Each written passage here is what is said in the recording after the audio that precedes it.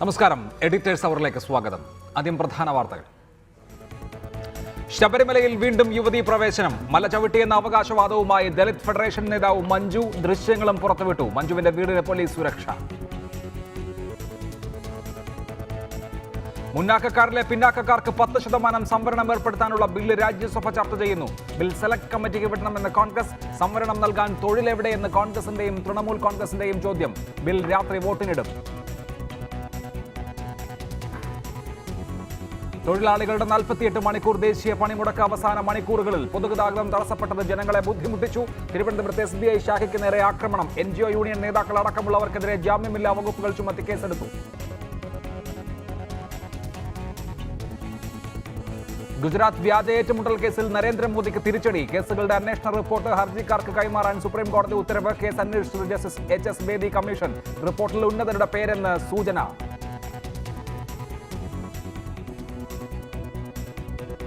Alok Varma CBI ആസ്ഥാനത്തെത്തി ചുമതലയേറ്റു. വർമ്മയ്ക്കെതിരായ ആരോപണങ്ങൾ പരിശോധിക്കാൻ സെലക്ഷൻ കമ്മിറ്റി യോഗം രാത്രിയിൽ. സമിതിയിൽ നിന്ന് ചീഫ് ജസ്റ്റിസ് രഞ്ജൻ ഗൊഗോയ് പിന്മാറി. പകരം ജസ്റ്റിസ് AK സിക്രി. സംയുക്ത തൊഴിലാളി യൂണിയനുകളുടെ നേതൃത്വത്തിൽ നടത്തിവരുന്ന ദേശീയ പണിമുടക്ക് കേരളത്തിൽ പൂർണ്ണം. റോഡ് റെയിൽ ഗതാഗതം തടസ്സപ്പെട്ടതോടെ തുടർച്ചയായ 2ാം ദിവസവും പണിമുടക്ക് ജനങ്ങൾക്ക് ബുദ്ധിമുട്ടുണ്ടാക്കി. തിരുവനന്തപുരത്തെ SBIയുടെ ശാഖയ്ക്ക് നേരെ സമരാനുകൂലികൾ ആക്രമണം നടത്തി. സംഭവത്തിൽ കണ്ടാലറിയാവുന്ന 15 പേർക്കെതിരെ ജാമ്യമില്ലാ വകുപ്പുകൾ ചുമത്തി പോലീസ് കേസെടുത്തു. തലസ്ഥാന നഗരമടക്കമുള്ള തെക്കൻ ജില്ലകളിൽ പണിമുടക്ക് 2ാം ദിനവും ഹർത്താലിന് സമാനമായിരുന്നു. ചാല മാർക്കറ്റ് ഉൾപ്പെടെയുള്ള കടകമ്പോളങ്ങൾ തുറന്നു പ്രവർത്തിച്ചില്ല. പമ്പയിലേക്ക് ഒഴികെയുള്ള KSRTC സർവീസ് ഇന്നും മുടങ്ങി. ഓട്ടോറിക്ഷ, ടാക്സി തുടങ്ങിയവ നിരത്തിലിറങ്ങിയില്ല. സെക്രട്ടേറിയറ്റിലെ 4860 ജീവനക്കാരിൽ ഹാജരായത് 111 പേർ മാത്രം. മറ്റ് സർക്കാർ ഓഫീസുകളിലെ ഹാജർ നിലയിലും വലിയ കുറവാണ് രേഖപ്പെടുത്തിയത്. സമരത്തിന്റെ 2ാം ദിനവും പ്രവർത്തകർ ട്രെയിൻ തടഞ്ഞു. വേണാട്, ശബരി എക്സ്പ്രസുകളാണ് സമരക്കാർ റെയിൽവേ സ്റ്റേഷനിൽ തടഞ്ഞത്.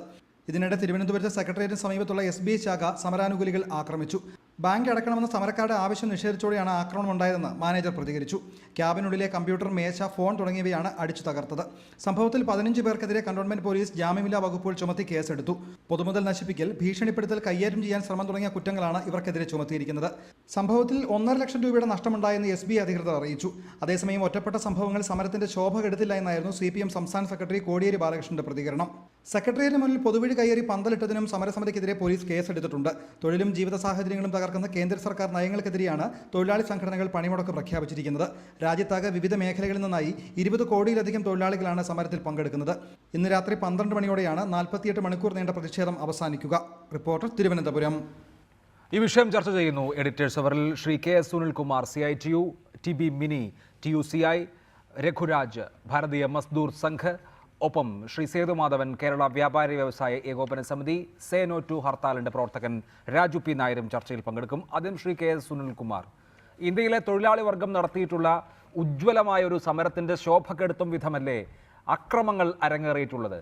തിരുവനന്തപുരത്ത് ഈ സംയുക്ത സമരസമിതിയുടെ പന്തലിന് തൊട്ടടുത്തുള്ള SBIയുടെ ട്രഷറി ശാഖയാണ് ആക്രമിക്കപ്പെട്ടത്. അങ്ങനെ ആക്രമിക്കപ്പെട്ടപ്പോൾ തന്നെ ആ ആക്രമണത്തിന് നേതൃത്വം കൊടുത്തുകൊണ്ട് NGO യൂണിയന്റെ സംസ്ഥാന നിലവാരത്തിൽ പ്രവർത്തിക്കുന്ന നേതാക്കൾ ഉണ്ടായിരുന്നു എന്നുള്ളത് വ്യക്തവുമാണ്. അപ്പോൾ ഇതിൻ്റെയൊക്കെ ഉത്തരവാദിത്തം ആർക്കാണ്? ഏത് നിലയ്ക്കാണ് അക്രമങ്ങൾ കൊണ്ട് ഏതെങ്കിലും ഒരു നയത്തെ ചേർക്കാനാവുക?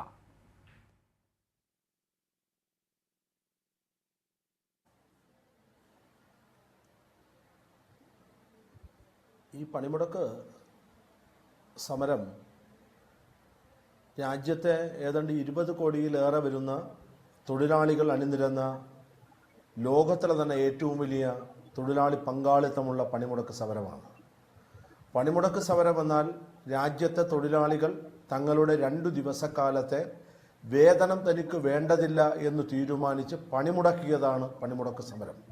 ആ പണിമുടക്ക് സമരം കേരളത്തിലെയല്ല, ഇന്ത്യയിലെ പണിമുടക്കുകളുടെ ചരിത്രത്തിലെ ഒരു അസാധാരണമായിട്ടുള്ളതോ അപൂർവമെന്ന് പറയാവുന്നതോ മാതൃകാപരമെന്ന് വിശേഷിപ്പിക്കപ്പെടാവുന്നതുമായ ഒരു പണിമുടക്ക് സമരമാണ് ഇന്ന് രാജ്യം സാക്ഷ്യം വഹിച്ചത്. പ്രത്യേകിച്ച് കേരളത്തിൽ, സവിശേഷമായ കേരളത്തിലെ ഹർത്താലുകളുടെയും അതുപോലെ സമരാഭാസങ്ങളുടെയും എല്ലാം ഒരു പ്രത്യേക സാഹചര്യത്തിൽ സംയുക്ത ട്രേഡ് യൂണിയന്റെ സംസ്ഥാന നേതൃത്വം വളരെ കൃത്യതയോടെ അവരുടെ നിലപാട് പ്രഖ്യാപിച്ചു. നിലപാട് ഇതായിരുന്നു: യാതൊരു തരത്തിലുള്ള അക്രമ പ്രവർത്തനങ്ങൾക്കും, യാതൊരു തരത്തിലുള്ള സമ്മർദ്ദങ്ങൾക്കും, യാതൊരു തരത്തിലുള്ള ഭീഷണിപ്പെടുത്തലുകൾക്കും ഈ പണിമുടക്ക് സമരത്തിന്റെ ഭാഗമായി നമ്മുടെ സംയുക്ത സമരസമിതി നേതൃത്വം കൊടുക്കുന്നില്ല, അതിനെ പ്രേരിപ്പിക്കുന്നില്ല, അതിനെ പിന്തുണയ്ക്കുന്ന സമീപനമില്ല.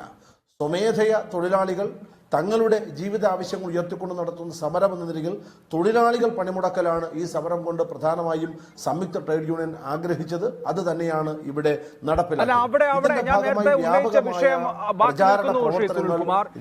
തൊഴിലാളിക്ക് പണിമുടക്കാനുള്ള അവകാശമുണ്ട് എന്ന് പറയുമ്പോൾ തന്നെ തൊഴിലാളിക്ക് പണിയെടുക്കാനുള്ള അവകാശവുമുണ്ട്.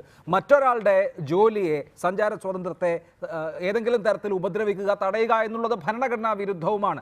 ബലപ്രയോഗം ഉണ്ടാകില്ല എന്ന് ഈ സംയുക്ത സമരസമിതിയുടെ നേതാക്കൾ വാർത്താ സമ്മേളനം വിളിച്ചറിയിച്ചിട്ടും അക്രമങ്ങൾ ഉണ്ടായി. തിരുവനന്തപുരത്തേത് ഒറ്റപ്പെട്ടത് എന്നെങ്ങനെ പറയാനാകും? ട്രെയിനുകൾ 2 ദിവസവും തടഞ്ഞു.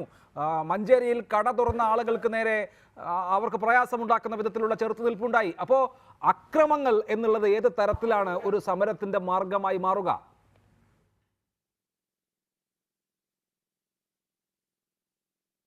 സമരാനുകൂലികൾ നടത്തിയ സ്വാഭാവികമായ പ്രതിഷേധത്തിന്റെ ഭാഗമാണ് കേന്ദ്ര ഗവൺമെന്റിന്റെ നിയന്ത്രണത്തിലുള്ള കേന്ദ്ര പൊതുമേഖലാ സ്ഥാപനത്തിന്റെ പ്രധാനപ്പെട്ട ഗതാഗത മേഖലയായ ട്രെയിന് ഇതിന്റെ ഭാഗമായി തടയുമെന്ന് വളരെ നേരത്തെ പ്രഖ്യാപിച്ചിരുന്നതാണ്.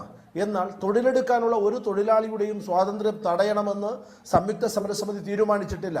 ഇത് 10-ലേറെ വരുന്ന കേന്ദ്ര ട്രേഡ് യൂണിയനുകളും വിവിധ പ്രാദേശിക ട്രേഡ് യൂണിയനുകളും അണിനിരന്ന വിപുലവും വിശാലവുമായ ഒരു സമരസമിതിയുടെ സമരമാണ്. അതിലേതാണ്ട് 20 കോടിയിലേറെ ആളുകൾ പണിമുടക്കിയതിൽ ഏതെങ്കിലും ഒറ്റപ്പെട്ട ചില വ്യക്തികൾ നടത്തിയിട്ടുള്ള ഈ അക്രമങ്ങളോ ഇത്തരം പ്രവർത്തനങ്ങളെയോ ഒരു തരത്തിലും സമരസമിതി ന്യായീകരിക്കുന്നില്ല, അതിനെ അംഗീകരിക്കുന്നില്ല. അത്തരത്തിൽ ഒറ്റപ്പെട്ട ചില ആക്രമണങ്ങൾ ഉണ്ടായ ആളുകളെയും അത്തരം സംഭവങ്ങളെയും തള്ളിപ്പറഞ്ഞുകൊണ്ട് തന്നെ സമരസമിതി ഇക്കാര്യത്തിൽ നിലപാട് സ്വീകരിക്കുന്നുണ്ട്. അക്രമ സമരത്തെ പ്രോത്സാഹിപ്പിക്കില്ലെന്നും അനുവദിക്കില്ല എന്നുള്ള വളരെ കൃത്യതയുള്ള നിലപാട് തന്നെയാണ് ഈ സമരം പ്രഖ്യാപിക്കുമ്പോൾ സമരസമിതി എടുത്തത്. അത് തന്നെയാണ് ഇപ്പോഴും സമരസമിതിയുടെ നിലപാട്.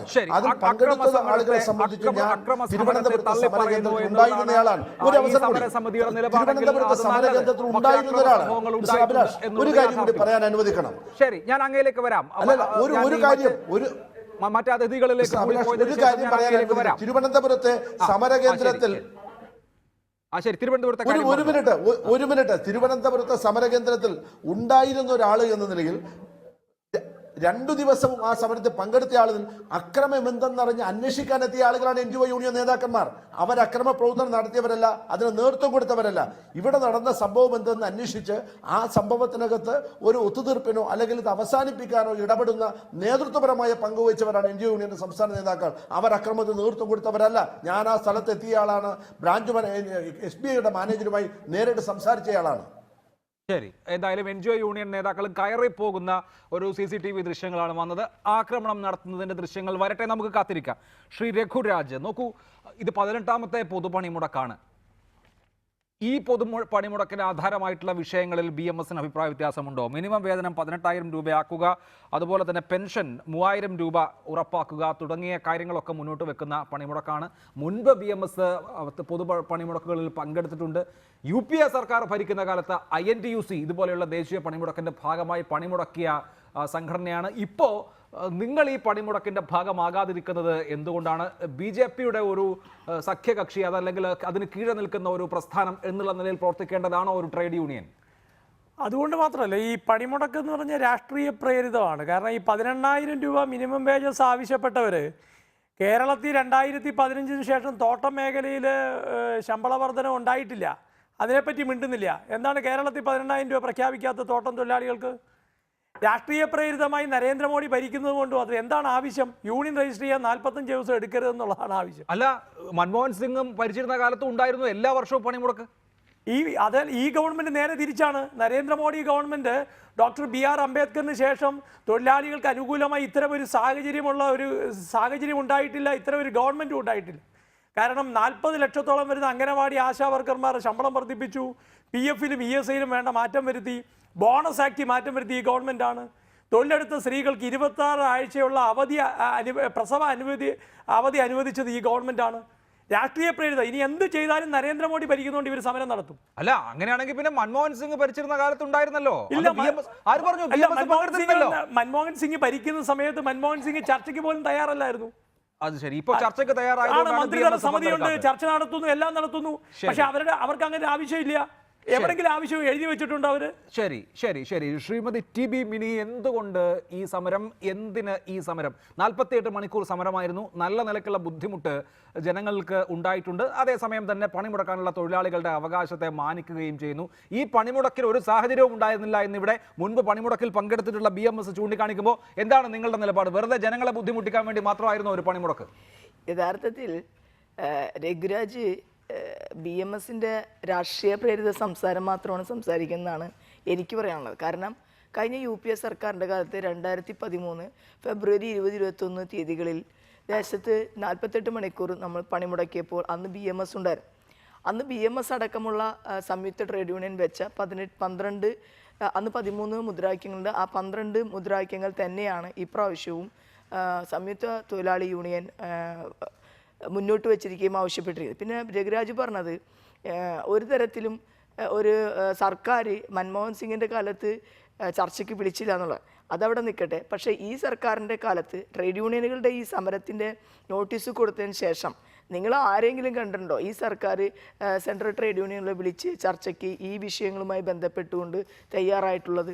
ഇവിടുത്തെ പെട്രോളിൻ്റെ ഡീസലിൻ്റെ വർധനവ്, വിലക്കയറ്റം, അതുപോലെ മിനിമം വേതനം 18,000 രൂപയായിട്ട് കേരളത്തിലെ ഒരു പ്രത്യേക മേഖലയിൽ അനുവദിച്ചില്ല എന്ന് പറയുമ്പോൾ സെൻട്രലിൽ അനുവദിച്ചു കഴിഞ്ഞാൽ പ്രശ്നം തീർന്നല്ലോ. ഇത് കഴിഞ്ഞ UPA ഗവൺമെൻറ്റിൻ്റെ കാലത്ത് 7ാം പേ കമ്മീഷൻ്റെ കാലത്ത് പേ കമ്മീഷൻ ആവശ്യപ്പെട്ടത് പ്രകാരമുള്ള 18,000 രൂപയാണ് തൊഴിലാളികൾക്ക് കൊടുക്കണമെന്ന് നമ്മൾ പറയുന്നത്. ഇന്ന് രാജ്യത്ത് തൊഴിലാളികളുടെ ജീവിത നിലവാരത്തിൽ ഉണ്ടായിട്ടുള്ള യഥാർത്ഥത്തിൽ അവരുടെ വിലക്കയറ്റുമായി ബന്ധപ്പെട്ടുള്ള ബുദ്ധിമുട്ട് രഘുരാജ് അടക്കമുള്ള BMSന്റെ മുഴുവൻ തൊഴിലാളികൾക്കും നേതാക്കൾക്കും അറിവുള്ളതാണ്. അപ്പോൾ ഇത്തരം കാര്യങ്ങളിൽ മാത്രമല്ല കഴിഞ്ഞ കുറേ നാളുകളായിട്ട് INTUC യൂണിയന് ചർച്ചകളിൽ പങ്കെടുപ്പിക്കുന്നില്ല. അവരുടെ യൂണിയനിൽ നിന്ന് പെട്ട 2-3 ആളുകൾ ചേർന്ന് ഒരു പരാതി കൊടുത്തതിൻ്റെ അടിസ്ഥാനത്തിൽ നാഷണൽ ലെവലിൽ ഏറ്റവും പ്രതിപക്ഷ കക്ഷി എന്ന നിലയിലുള്ള ഒരു പാർട്ടിയുടെ ട്രേഡ് യൂണിയനെ പങ്കെടുപ്പിക്കുന്നില്ല. അതുമാത്രമല്ല ബൈപാർട്ടി ചർച്ചകളില്ല. രാജ്യത്തെ തൊഴിൽ നിയമങ്ങളൊക്കെ ഭേദഗതി ചെയ്യുന്നതുമായി ബന്ധപ്പെട്ടുകൊണ്ട് അതൊന്നും തന്നെ തൊഴിലാളികൾക്ക് അനുകൂലമായി ഭേദഗതി ചെയ്യപ്പെടുന്നില്ല. ഷോപ്പ് ആക്ട് അമെൻഡ് ചെയ്തത് രഘുരാജ് അറിഞ്ഞോന്ന് എനിക്കറിയില്ല. ഷോപ്പ് ആക്ട് അമെൻഡ് ചെയ്യുകയും 12 മണിക്കൂർ സമയം തൊഴിലാളികൾക്ക് പണി ചെയ്യേണ്ട സാഹചര്യം ഉണ്ടാക്കിയിരിക്കുകയാണ്. BMS തന്നെ എത്ര പ്രാവശ്യം ഇപ്പം ഞങ്ങൾ കഴിഞ്ഞ പണിമുടക്ക് ഈ നരേന്ദ്രമോദി സർക്കാരിൻ്റെ കാലത്ത് തന്നെ പണിമുടക്ക് പ്രഖ്യാപിച്ചു ഒരു ദിവസത്തെ. അന്ന് BMS ഞങ്ങളുടെ കൂടെയുണ്ട്. അന്ന് തലേദിവസം മാത്രമാണ് അവർ സമരത്തിൽ നിന്ന് പിന്മാറി. അതിനുശേഷം അവർ ഇതേ ആവശ്യങ്ങൾ ഉന്നയിച്ചുകൊണ്ട് പാർലമെൻറ്റിലേക്ക് മാർച്ച് നടത്തി. 3 ദിവസം മഹാപാന്തവ് നമ്മൾ ഡൽഹിയിൽ നടത്തി. അപ്പോഴും BMS അതിനുശേഷം പാർലമെൻറ്റ് ഈ മുദ്രാവാക്യങ്ങളിൽ ഒരു മാറ്റവുമില്ല. അപ്പോൾ രാജ്യത്തെ തൊഴിലാളികൾ മുഴുവനായിട്ട് ഈ മുദ്രാവാക്യം വെച്ചുകൊണ്ട് സമരരംഗത്താണ്. BMSൻ്റേതാണ് രാഷ്ട്രീയമായ പാപ്പരത്വം എന്നാണ് ഞങ്ങൾക്ക് പറയാനുള്ളത്. ശരി, നമുക്ക് ആ വിഷയത്തിലേക്ക് പോകുന്നതിന് മുൻപ് ശ്രീ സേതുമാധവൻ, മുൻപ് പല പണിമുടക്കുകളിലും സഹകരിച്ചിരുന്ന വ്യാപാരികൾ സംസ്ഥാനത്ത് പലയിടത്തും അതിനോട് സഹകരിക്കാത്ത ഒരു സാഹചര്യമാണ് ഇന്നലെയും ഇന്നും കണ്ടത്. ഇവിടെ എറണാകുളത്ത് ബ്രോഡ്വേ, കോഴിക്കോട്ട് മിഠായി തെരുവ് അടക്കമുള്ള ഇടങ്ങളിൽ വ്യാപാരികൾ കട തുറക്കുന്നു, മറ്റ് പലയിടങ്ങളിലും കട തുറക്കുന്നു. അത് ഏത് സാഹചര്യത്തിലാണ്? ഇതൊരു ഹർത്താലല്ല, മറിച്ച് പണിമുടക്കാണ്. പക്ഷേ പണിമുടക്കിനോട് സാധാരണ നിലയിൽ സഹകരിക്കാറുണ്ടായിരുന്നു വ്യാപാരികൾ. ഇക്കുറി സഹകരിക്കാതിരുന്നത് എന്തുകൊണ്ടാണ്?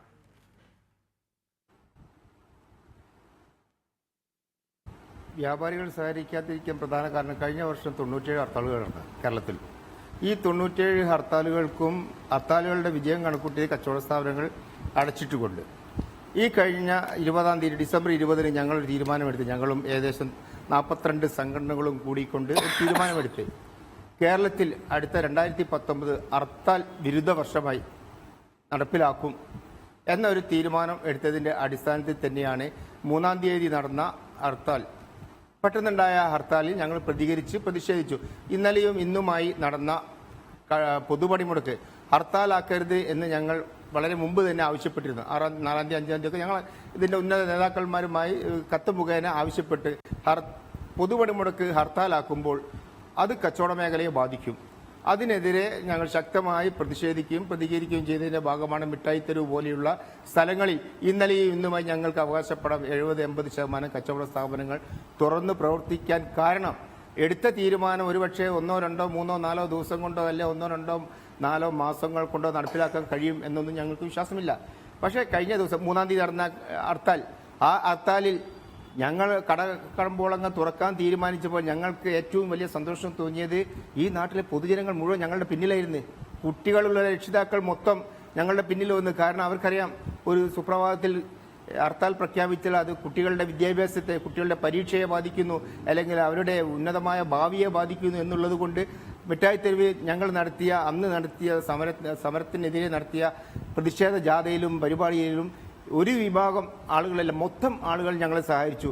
അതുകൊണ്ട് തന്നെയാണ് ഇന്നലെയും ഇന്നുമായി കേരളത്തിലെ ഒട്ടുമിക്ക സ്ഥലങ്ങളിലും കടകമ്പോളങ്ങൾ തുറക്കാൻ ഞങ്ങൾ സന്നദ്ധത പ്രകടിപ്പിക്കുകയും സന്നദ്ധമാവുകയും ചെയ്തു. കാരണം ഹർത്താലിന്റെ വിജയം കച്ചവട സ്ഥാപനങ്ങൾ അടച്ചിട്ട് കൂടെ ആയിരിക്കരുത്. കേന്ദ്രത്തിന്റെ നയങ്ങൾക്കെതിരെ ഞങ്ങൾക്ക് അഭിപ്രായ വ്യത്യാസങ്ങൾ ഉണ്ടാവാം. കാരണം കച്ചവടക്കാരനെ ബാധിക്കുന്ന ഒട്ടനവധി നിയമങ്ങളുണ്ട്. GST, food adulteration, price control act, legal metrology, ഇതൊക്കെ കച്ചവടക്കാരനെ ബാധിക്കുന്ന വിഷയങ്ങളാണ്. എന്തുകൊണ്ട് ഈ സമരം പ്രഖ്യാപിക്കുന്നതിന് മുമ്പ് ഞങ്ങളെ കൂടി ഇരുത്തിക്കൊണ്ട് ഇന്ന വിഷയങ്ങളിൽ വെച്ചുകൊണ്ട് ഞങ്ങൾ കേന്ദ്ര ഗവൺമെന്റിനെ സമരം ചെയ്യുന്നു, നിങ്ങളെ സഹായം വേണം എന്ന് പറയുമ്പോൾ ഞങ്ങൾ ഒരു മേശയ്ക്ക് ചുറ്റി ഇരുന്നുകൊണ്ട് സമരത്തിന് സഹായിക്കാൻ തയ്യാറായ ആളുകളായിരിക്കുമല്ലോ. കാരണം അതൊന്നും കൂടാതെ കച്ചവടക്കാരൻ ഈ രാജ്യത്ത് ആരുമല്ല എന്ന രീതിയിലേക്ക് പോകുന്ന മനോഭാവത്തിൽ നിന്ന് മാറ്റപ്പെടുത്തണം എന്ന് ഞങ്ങൾക്ക് ആഗ്രഹമുണ്ട്. കാരണം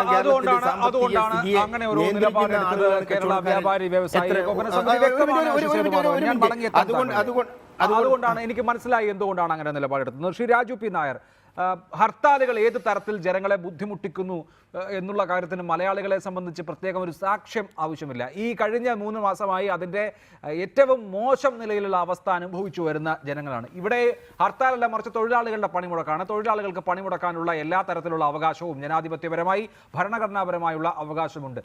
ഇവിടെ പൊതുപണിമുടക്ക് സമയത്തുണ്ടാകുന്ന ബുദ്ധിമുട്ടുകളെ നമ്മൾ ഹർത്താലിന് സമാനമായൊരു ബുദ്ധിമുട്ടായി കണക്കാക്കേണ്ടതുണ്ടോ? അല്ല, ഇവിടെ ഏറ്റവും പ്രധാനപ്പെട്ട ഒരു പോയിന്റ് ഞാൻ വന്നപ്പോൾ പേര് ഞാൻ ശ്രദ്ധിച്ചില്ല. CITU ആണെന്ന് തോന്നുന്നു സമരസമിതിയുടെ പ്രതിനിധി പറഞ്ഞത്, ശ്രീ സുനിൽകുമാർ പറഞ്ഞത് മാതൃകാപരമാവേണ്ടി ആയ ഒരു സമരം. പ്രശ്നം മാതൃകാപരമാവേണ്ട സമരം അതിൻ്റെ ഇന്നത്തെ റിപ്പോർട്ടർ ചാനൽ കൊടുത്തിരിക്കുന്ന ഒരു ഹെഡ്ലൈനിലേക്ക് കൊണ്ടുവന്നു എന്നുള്ളതാണ് പ്രശ്നം. പണിമുടക്ക് അക്രമമായോ എന്നുള്ളതാണ്. പണിമുടക്കുന്നതിന് ആരും എതിരല്ല. ഞങ്ങൾ ഇന്ന് ഹർത്താലുകൾക്കെതിരെ എല്ലാ ഹർത്താലുകൾക്കും ഞങ്ങൾ പ്രതിഷേധിച്ച് രംഗത്തുണ്ടാവാറുള്ളതാണ്. പക്ഷേ ഞങ്ങൾ പണിമുടക്കിന് എതിരല്ലാത്തതുകൊണ്ട് തന്നെ ഇപ്രാവശ്യം ഞങ്ങൾ മുദ്രാവാക്യം ഉയർത്തി വന്നില്ല. പണിമുടക്കിന് പൂർണ്ണ പിന്തുണയാണ്. പക്ഷേ ആ പണിമുടക്ക് ഹർത്താലാക്കാൻ ശ്രമിച്ചു എന്നുള്ളതാണ് ഇതിനകത്തെ പ്രശ്നം. ഇവിടെ പേരുകളുടെ ഇതിലല്ല, എന്ത് ലേബലിൽ നിന്നുള്ളതല്ല, അതിൻ്റെ സ്വഭാവമാണ്. പല സ്ഥലങ്ങളിലെങ്കിലും അക്രമം നടത്തി കടകൾ അടപ്പിക്കാൻ ശ്രമിച്ചു എന്നുള്ളതാണ് ഇതിൻ്റെ പ്രശ്നം. പണിമുടക്കട്ടെ, സ്വമേധയാ പണിമുടക്കുന്നതിന് ആർക്കാണ് എതിർപ്പ്? ഇവിടെ എന്തായാലും എല്ലാ വർഷവും ആചാരം പോലെ ഈ പണിമുടക്ക് നടക്കുന്നുണ്ട്. കാരണം ഇവിടെ തന്നെ സൂചിപ്പിച്ചു, 2013 ഉന്നയിച്ച ആവശ്യങ്ങൾ തന്നെയാണ് ഇപ്പോഴും ഉന്നയിച്ചുകൊണ്ടിരിക്കുന്നത്. ഒരു ആചാരം പോലെ ഈ പണിമുടക്കുകൾ നടക്കുന്നുണ്ട്. അതിൻ്റെ ഗുണമോ ദോഷമോ ഒക്കെ വേറെ വഴിക്ക് നിൽക്കട്ടെ. പക്ഷേ അതിനെ ഹർത്താലാക്കാൻ വേണ്ടിയിട്ട് ഒരു അക്രമമാർഗം കൊണ്ടുവന്ന് ജനങ്ങളെ നിർബന്ധപൂർവ്വം അടപ്പിക്കാൻ ശ്രമിച്ചു എന്നുള്ളതാണ് ഇതിൻ്റെ പ്രശ്നം. പക്ഷെ അത് പറയുമ്പോൾ തന്നെ ഞാൻ അഭിമാനത്തോടുകൂടി പറയട്ടെ, ഇപ്രാവശ്യം ആ പണിമുടക്ക് എന്നുള്ള പേര് സൂചിപ്പിക്കുന്നതിലേക്ക് തിരിച്ചു കൊണ്ടുവരാൻ ജനങ്ങൾക്ക് കഴിഞ്ഞു എന്നുള്ളതാണ് എൻ്റേത്. കാരണം വ്യാപാരികൾ ഒരുമിച്ച് കൂടി, സാധാരണ ജനങ്ങൾ ഒരുമിച്ച് കൂടി, എല്ലാവരും ഇതിനെ കഴിഞ്ഞ പ്രാവശ്യമൊക്കെ ഈ നമ്മൾ ഹർത്താൽ എന്ന് പേരിട്ട് വിളിക്കുന്ന മുഴുവൻ സ്തംഭിപ്പിക്കുന്ന ഒരു സമരമാർഗത്തിൽ നിന്ന് മാറി ഈ പണിമുടക്കിൽ പങ്കെടുക്കേണ്ടാത്തവർക്ക് കൃത്യമായി പങ്കെടുക്കാതെ അവർക്ക് അവരുടെ നിത്യവൃത്തിയുമായിട്ട് പോകാനുള്ള സാഹചര്യം ജനങ്ങളുണ്ടാക്കി. ഒരു അല്പമെങ്കിലും ജനങ്ങളൊന്ന് വിട്ടുനിന്നെങ്കിൽ ഈ പണിമുടക്ക് ആഹ്വാനം ചെയ്തവരെല്ലാം ഇതും വീണ്ടും ഹർത്താൽ എന്ന് പറയുന്ന രീതിയിലേക്ക് തന്നെ ആക്കുമായിരുന്നു. ജനങ്ങളുടെ ഒരു എന്താ പറയുക സമ്മർദ്ദം കണ്ടുകൊണ്ട് തന്നെയാണ് കഴിഞ്ഞ ദിവസം ശ്രീ എളമരം കരീം ഉൾപ്പെടെയുള്ള സംയുക്ത ട്രേഡ് യൂണിയൻ്റെ നേതാക്കന്മാർ ഒരു കാരണവശാലും സ്വകാര്യ വാഹനങ്ങൾ തടയില്ല എന്നും കടകൾ നിർബന്ധിച്ച് അടപ്പിക്കില്ല എന്നും ഉള്ള നിലപാടെടുത്തു. അത് പലയിടത്തും വ്യാപാരികൾക്ക് കട തുറക്കാൻ കൂടുതൽ ആത്മവിശ്വാസം നൽകി. കേരളത്തിലെ പോലീസ് പണിമുടക്കിന് തലേദിവസം എറണാകുളത്ത് കമ്മീഷണർ ഓഫീസിൽ മീറ്റിംഗ് വിളിച്ചു. അവിടെ കൃത്യമായിട്ട് എന്തൊക്കെ വേണമെന്നുള്ള തീരുമാനമെടുത്തു. അതനുസരിച്ച് ബ്രോഡ്വേ ഉൾപ്പെടെയുള്ള എല്ലാ സ്ഥലങ്ങളിലും പോലീസിൻ്റെ ഡിപ്ലോയ്മെൻ്റ് ഉണ്ടായി. വ്യാപാരികൾക്ക് കട തുറക്കാൻ വേണ്ടിയിട്ടുള്ള ഒരു പ്രചോദനം നൽകി. ഇനി എനിക്ക് സൂചിപ്പിക്കാനുള്ളത്, നേരത്തെ സംയുക്ത ട്രേഡ് യൂണിയൻ പറഞ്ഞ രീതിയിൽ ആരെയും ബലം പ്രയോഗിച്ച് ചെയ്യില്ല എന്ന് പറഞ്ഞ സമരത്തിൽ ബലം പ്രയോഗിക്കപ്പെട്ടിട്ടുണ്ടെന്നുള്ളത് വളരെ വ്യക്തമാണ്. അതിൻ്റെ ഫൂട്ടേജുകളുണ്ട്. പറഞ്ഞതിൽ ആത്മാർത്ഥതയുണ്ടെങ്കിൽ ഈ സംയുക്ത ട്രേഡ് യൂണിയൻ അതിനകത്ത് ഏത് സംഘടനയിൽപ്പെട്ടവരും ആവട്ടെ അവർക്കെതിരെ നടപടിയെടുക്കാനുള്ള ആർജവം കാണിക്കണം. ആ ആർജവം കാണിക്കുന്നതാണ് ഇതിനകത്ത് നിങ്ങൾ പറഞ്ഞ വാക്കിൽ ഉറച്ചു നിൽക്കുന്നു എന്നുള്ളതിന്റെ തെളിവ്. ശരി, ശ്രീ കെ സുനിൽകുമാർ, എറണാകുളത്തെ അനുഭവം എനിക്ക് നേരിട്ട് പറയാൻ കഴിയുന്ന ഒന്നാണ്. സാധാരണഗതിയിൽ പണിമുടക്ക് ഹർത്താൽ എന്ന് കേട്ടാൽ ജനങ്ങൾ അപ്പാടെ വീട്ടിലിരിക്കുന്ന ഒരു പതിവ് നമ്മളെ സംബന്ധിച്ചുണ്ടായിരുന്നുവെങ്കിൽ എറണാകുളത്ത് കാര്യങ്ങൾ ഏറെക്കുറെ സാധാരണഗതിയിലായിരുന്നു. നല്ല ട്രാഫിക് ഉണ്ടായിരുന്നു പലയിടത്തും. ഹോട്ടലുകൾ അതുപോലെ തന്നെ വ്യാപാര സ്ഥാപനങ്ങൾ തുറന്നു. അതേസമയം പണി മുടക്കേണ്ട ആളുകൾ പണി മുടക്കുകയും ചെയ്തു. ഈ പണിമുടക്കിനോട് ഐക്യദാർഢ്യമുള്ള ആളുകൾ പണി മുടക്കി അത് പ്രകടിപ്പിച്ചു. അതിൻ്റെ ഭാഗമായി പ്രകടനങ്ങളും മറ്റും നടക്കുകയും ചെയ്തു. ഈ നിലയ്ക്ക്, അതായത് നമ്മുടെ ഈ തരത്തിലുള്ള സമരരൂപങ്ങൾ കൂടുതൽ ജനാധിപത്യവൽക്കരിക്കപ്പെട്ടിട്ടുണ്ട്. ഒരു ആഹ്വാനം കൊണ്ട് എല്ലാ ആളുകളും ഒരു കംപ്ലീറ്റ് ഷട്ട് ഡൗണിലേക്ക് പോകുന്നില്ല എന്നുള്ളതിനെ എങ്ങനെയാണ് ട്രേഡ് യൂണിയനുകൾ കാണുന്നത്? അതുപോലെ തന്നെ പൊതുരാഷ്ട്രീയ പ്രസ്ഥാനങ്ങൾക്കും അക്കാര്യത്തിലൊരു നിലപാടുണ്ടാവണമല്ലോ.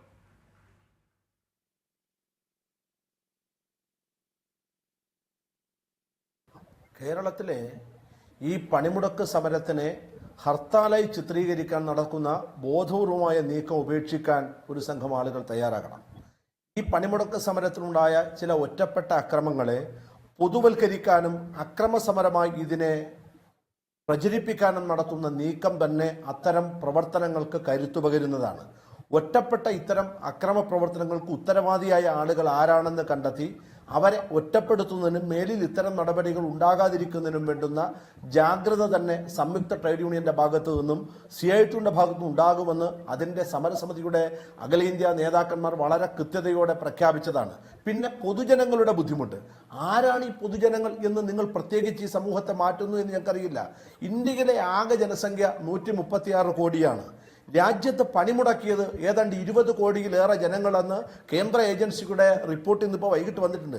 20 കോടി തൊഴിലാളികൾ പണിമുടക്കി എന്ന് പറഞ്ഞാൽ ഒരു തൊഴിലാളിയെ ആശ്രയിച്ചു ജീവിക്കുന്ന 3 കുടുംബാംഗങ്ങൾ, ഏതാണ്ട് രാജ്യത്തെ ജനസംഖ്യയിൽ ഏതാണ്ട് 80 കോടി ആളുകൾ ഈ പണിമുടക്കിനകത്ത് പ്രത്യക്ഷമായി പങ്കെടുത്തു എന്നാണ്. രാജ്യത്തെ മഹാഭൂരിപക്ഷം തൊഴിലുപേക്ഷിച്ച് അവരുടെ പ്രതിഷേധം രേഖപ്പെടുത്തുന്ന സമരം രാജ്യത്തെ ജനങ്ങൾക്കെതിരെ എന്ന് പറഞ്ഞാൽ 136 കോടിയിൽ 80 കോടി വരുന്ന ബഹുജനങ്ങളെ പ്രതിനിധീകരിക്കുന്നവരാണ് ഏതാണ്ട് 20 കോടിയോളം വരുന്ന തൊഴിലാളികൾ. അവർ അവരുടെ തൊഴിലും വരുമാനവും ഉപേക്ഷിച്ച് നടത്തുന്ന സമരത്തെ അങ്ങനെ ജനങ്ങൾക്കെതിരായ സമരം എന്ന് ചിത്രീകരിക്കേണ്ടതില്ല. നിർബന്ധിച്ചോ അക്രമം നടത്തിയോ സമരം ചെയ്യേണ്ടതില്ല എന്ന നിലപാടാണ് ഇതിനകത്ത് സമരസമിതി എടുത്തത്. ഒരു കാര്യം മറുപടി പറയേണ്ടതായിട്ടുണ്ട് എന്ന് തോന്നുന്നുണ്ട്. ഇതിനു മുൻപ് സംസാരിച്ച BMSന്റെ സുഹൃത്ത് ഈ സമരത്തെ രാഷ്ട്രീയ പ്രേരിതം എന്ന് വ്യാഖ്യാനിക്കുമ്പോൾ അദ്ദേഹം സംഘടനയുടെ നേതാവാണോ തൊഴിലാളികളുടെ നേതാവാണോ എന്നറിയില്ല. ഈ സമരത്തിൽ BMS തൊഴിലാളികൾ നല്ല നിലയിൽ അണിനിരന്നിട്ടുണ്ട്. ഒരു സ്ഥലത്തും പൊതുസമരത്തിനെതിരായി BMSലെ തൊഴിലാളികൾ രംഗത്ത് വന്നിട്ടില്ല. ഈ സമരത്തെ രാഷ്ട്രീയ പ്രേരിതമായി മാറി നിന്നത് BMSന്റെ അഖിലേന്ത്യാ ദേശീയ നേതൃത്വം മാത്രമാണ്. 1991 ഈ നയത്തിനെതിരായി ദേശവ്യാപകമായ പ്രക്ഷോഭമുയരുമ്പോൾ ആ പ്രക്ഷോഭത്തിന് സമാന്തരമായി ഇന്ത്യയിൽ ഒരു പൊതുപ്രസ്ഥാനമുണ്ടാക്കിയ ദത്തോത്രായ് ബാപ്പുറാവ് ടെങ്ഡിജിയുടെ പ്രസ്ഥാനമാണ് ഭാരതീയ മസ്ദൂർ സംഘം എന്നത് മറന്നുപോകരുത് പ്രിയ സുഹൃത്ത്. ശ്രീമാൻ നരേന്ദ്രമോദി ഇന്ത്യയുടെ രാഷ്ട്രീയ അധികാരത്തിലെത്തിയപ്പോൾ RSSന്റെ അഖിലേന്ത്യാ കേന്ദ്രത്തിന്റെ തിട്ടൂരങ്ങൾക്ക് വഴങ്ങി തൊഴിലാളികളെ തള്ളി കോർപ്പറേറ്റുകളുടെ താല്പര്യം സംരക്ഷിക്കാൻ RSSന്റെ അജണ്ടയനുസരിച്ച് സമരത്തിൽ നിന്ന് പിന്മാറിയ BMS തോട്ടം തൊഴിലാളികളുടെ വരുമാനത്തെക്കുറിച്ച് പറയുന്നു. BMS ഉൾപ്പെടെയുള്ള അഖിലേന്ത്യാ സംയുക്ത സമരസമിതി മുന്നോട്ട് വെച്ച 13 ആവശ്യങ്ങളിൽ 12 ആവശ്യങ്ങളും ഈ സമരസമിതി മുന്നോട്ട് വെച്ചു.